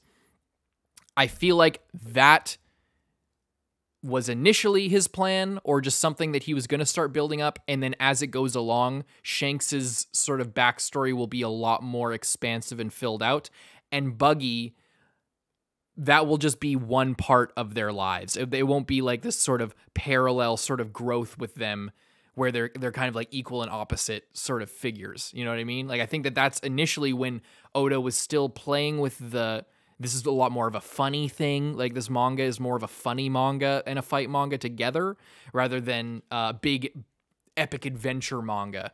I think that that archetype was sort of a go-to. And as we learn more about Shanks, we'll discover more and more that he and Buggy actually aren't that close at all. It was maybe they, in another world where the manga went a more linear path, they would have been developed to be a lot more close as brotherly type figures, and maybe they'll have more history. But I think that just the way I see the story going, it's the story is clearly going to be much bigger than just these two from the previous generation, fucking the first Hokage in Madara, or or Jiraiya and Orochimaru, that type of thing, like these hostile brother type tropey sort of things. I feel like that's what that was originally being hyped up, but it wasn't even really hyped up. It was just sort of mentioned as a way to connect Buggy to the world. Yeah, and that's all it's going to be. And maybe it would have gone somewhere, but I don't think it will. Yeah, it's like an easy way to like create a connection and like create a backstory for this character, add them in with the other character that we don't know much about. Boom, double backstory, and you can move on. And the character Luffy has like a connection to Buggy because of this, and Buggy has a connection to Shanks, and Shanks has a connection, like you know what I mean? Like it just kind of fills it out a little bit better, but doesn't necessarily like create the strongest story necessarily in the like ultra long run. It also could be like, maybe he decided that Shanks was going to be like way more important in the story than originally planned. Like maybe, but like I don't know, maybe he always intended Shanks to be like a major part at like every turn of this of the journey. And like same with Buggy, or maybe it was like Buggy's only going to be mentioned this one time, but I like Buggy. People seem to like Buggy. We're gonna bring him back multiple times. So it's kind of just It seems like his intentions with both characters kind of shifted a little bit. You don't know what the original plans were, or also like the original length of the story. But it seems like this story at least didn't fall into like the things that happened with Naruto, where it's like you can tell where like it was kind of going, and like this was going to be like the climax, but except it wasn't, and then it got to go a lot longer than that, and then it like built up to this other thing, but it was like you could tell that there was an original like shorter story that then like and not that Naruto never intended to go longer. It was like I hope that I can get to this part, but if not, I will be satisfied with getting to this part. Yeah, because again, manga get canceled all the time. Yeah. Like it's hard to imagine for some people that like One Piece wasn't always going to be the crazy huge series that it is now, or that Naruto wasn't going to go on to be 15 years in the making. These things were at one point just like a few chapters being published, and were on, a couple, maybe 2 bad weeks away from just being canceled and never thought about again. Like, I think that's sort of looming on all of these authors' minds. And I think that when you get stuff, that's what I feel like is happening with Buggy and Shanks, is it's like, that was a sort of quick way to get attachment, quick way to link these things up and create this sort of intrigue. And it seems like as the story went on, especially towards Arlong, I think that's when we see him again, and we see him with a sword, and he's with Mihawk. It's like clearly, that's one thing where clearly Oda is thinking bigger picture with that type of shit. There's clearly more going, like he clearly at some point along the way was like, there's more with this person and with this whole backstory than just the foil, Buggy being a foil to him, and what that means with like Luffy being sort of the protege of Shanks, and what does their relationship reflect about Luffy's life and his journey. Who's going to be his Buggy or his rival or whatever. There's this sort of binary, one-dimensional sort of storytelling. Yeah. Well, it's like take something like Harry Potter that is like very simple and very tropey and like made for children and stuff, and it's like everyone in that story is like connected to everyone else in that story in like 50 different ways. So it's like no one is just like a standalone person. It's like everyone is related to everyone, or has a rivalry with someone else, or was like the teacher or the student or the friend or the this or the that. Like everyone is like, so it's so incestuous, the relationships and the plot lines.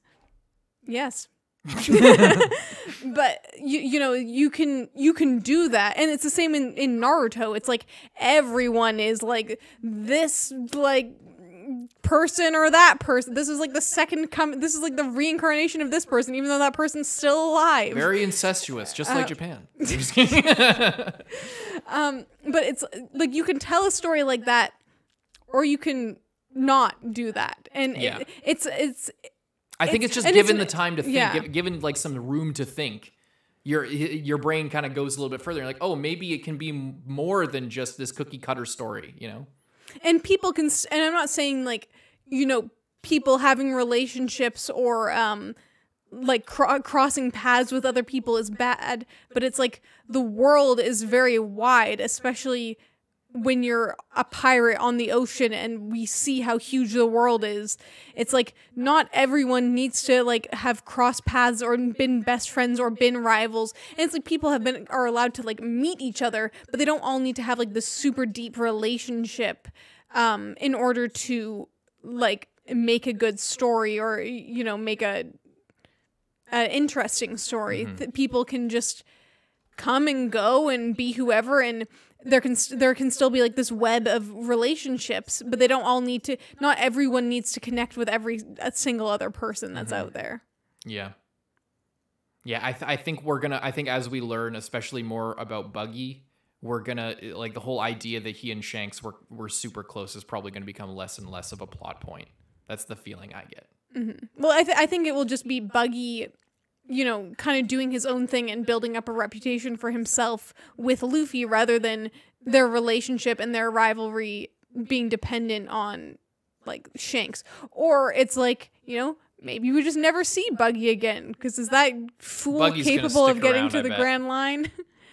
He's on the way too. He's Yeah. team up with Alvida. That's going to help his true. numbers somewhat. And also with Logetown, especially, that we learn more about his crew. That like his crew in Logetown was a similar thing happened where Oda clearly thought about Buggy's crew a little bit more, and they're not just, you know, Moji and Kabaji are not just these buffoon, you know, one-time villain with a gimmick that, you know, our guys fight and move on from. Oda, with his presentation of them with their reincorporation, he's clearly building them up as like more of a family, you know, like they're closer than they were just a bunch of thugs just terrorizing this town, you know, in the first chapters. Like, so I think that's kind of adding to it too. It's like we're seeing, as we have our crew now, we're looking back at their crew, and it's like now that we see them again and again, now that Oda has thought about things and had more room to sort of ruminate on things and see how things kind of bloom within the story. He looks back and he's like, oh, maybe they're not just a bunch of idiot thugs who are just have a gimmick about them and tame beasts or ride a unicycle and juggle swords or whatever. Maybe there's a relationship there, and maybe there's a long-lasting sort of set of characters that can be reintroduced here. And I think that just comes with time. So, and I think that we'll see more of that with everything going forward. In the next reaction of One Piece, or is there anything more you want to say? I think that's pretty much it. Epic 3-hour podcast, ladies and gentlemen. Leave a like, subscribe if you made it this far, and stay tuned for the next One Piece reactions coming up soon here on Boldcast One Piece channel. Also, check out our main channel. Yeah, if you're interested in asking questions or potentially being featured in further discussions, we'll be doing one after like each arc, probably. Each saga. Yeah, no, I guess not each, unless something like crazy happens, then we'll do it. But yeah, after, yeah. And we got a couple movies to catch up on. I found out there's 2 movies that we can watch up to this point. Okay, well, any like extra stuff you can check out our Patreon to see what's going on over there. Yeah, we're not going to post the movies to YouTube. Yeah, that'll be a Patreon exclusive, and you know, asking questions for discussions will be a Patreon thing, and yeah, but you don't have to because there's a bunch of stuff on our channel anyway, so it's up to you. No, it's not. We're forcing you to pay us right now. Leave a like and subscribe. We'll see you guys in the next reaction. I'm Carson. I'm Lindsay. Bye-bye.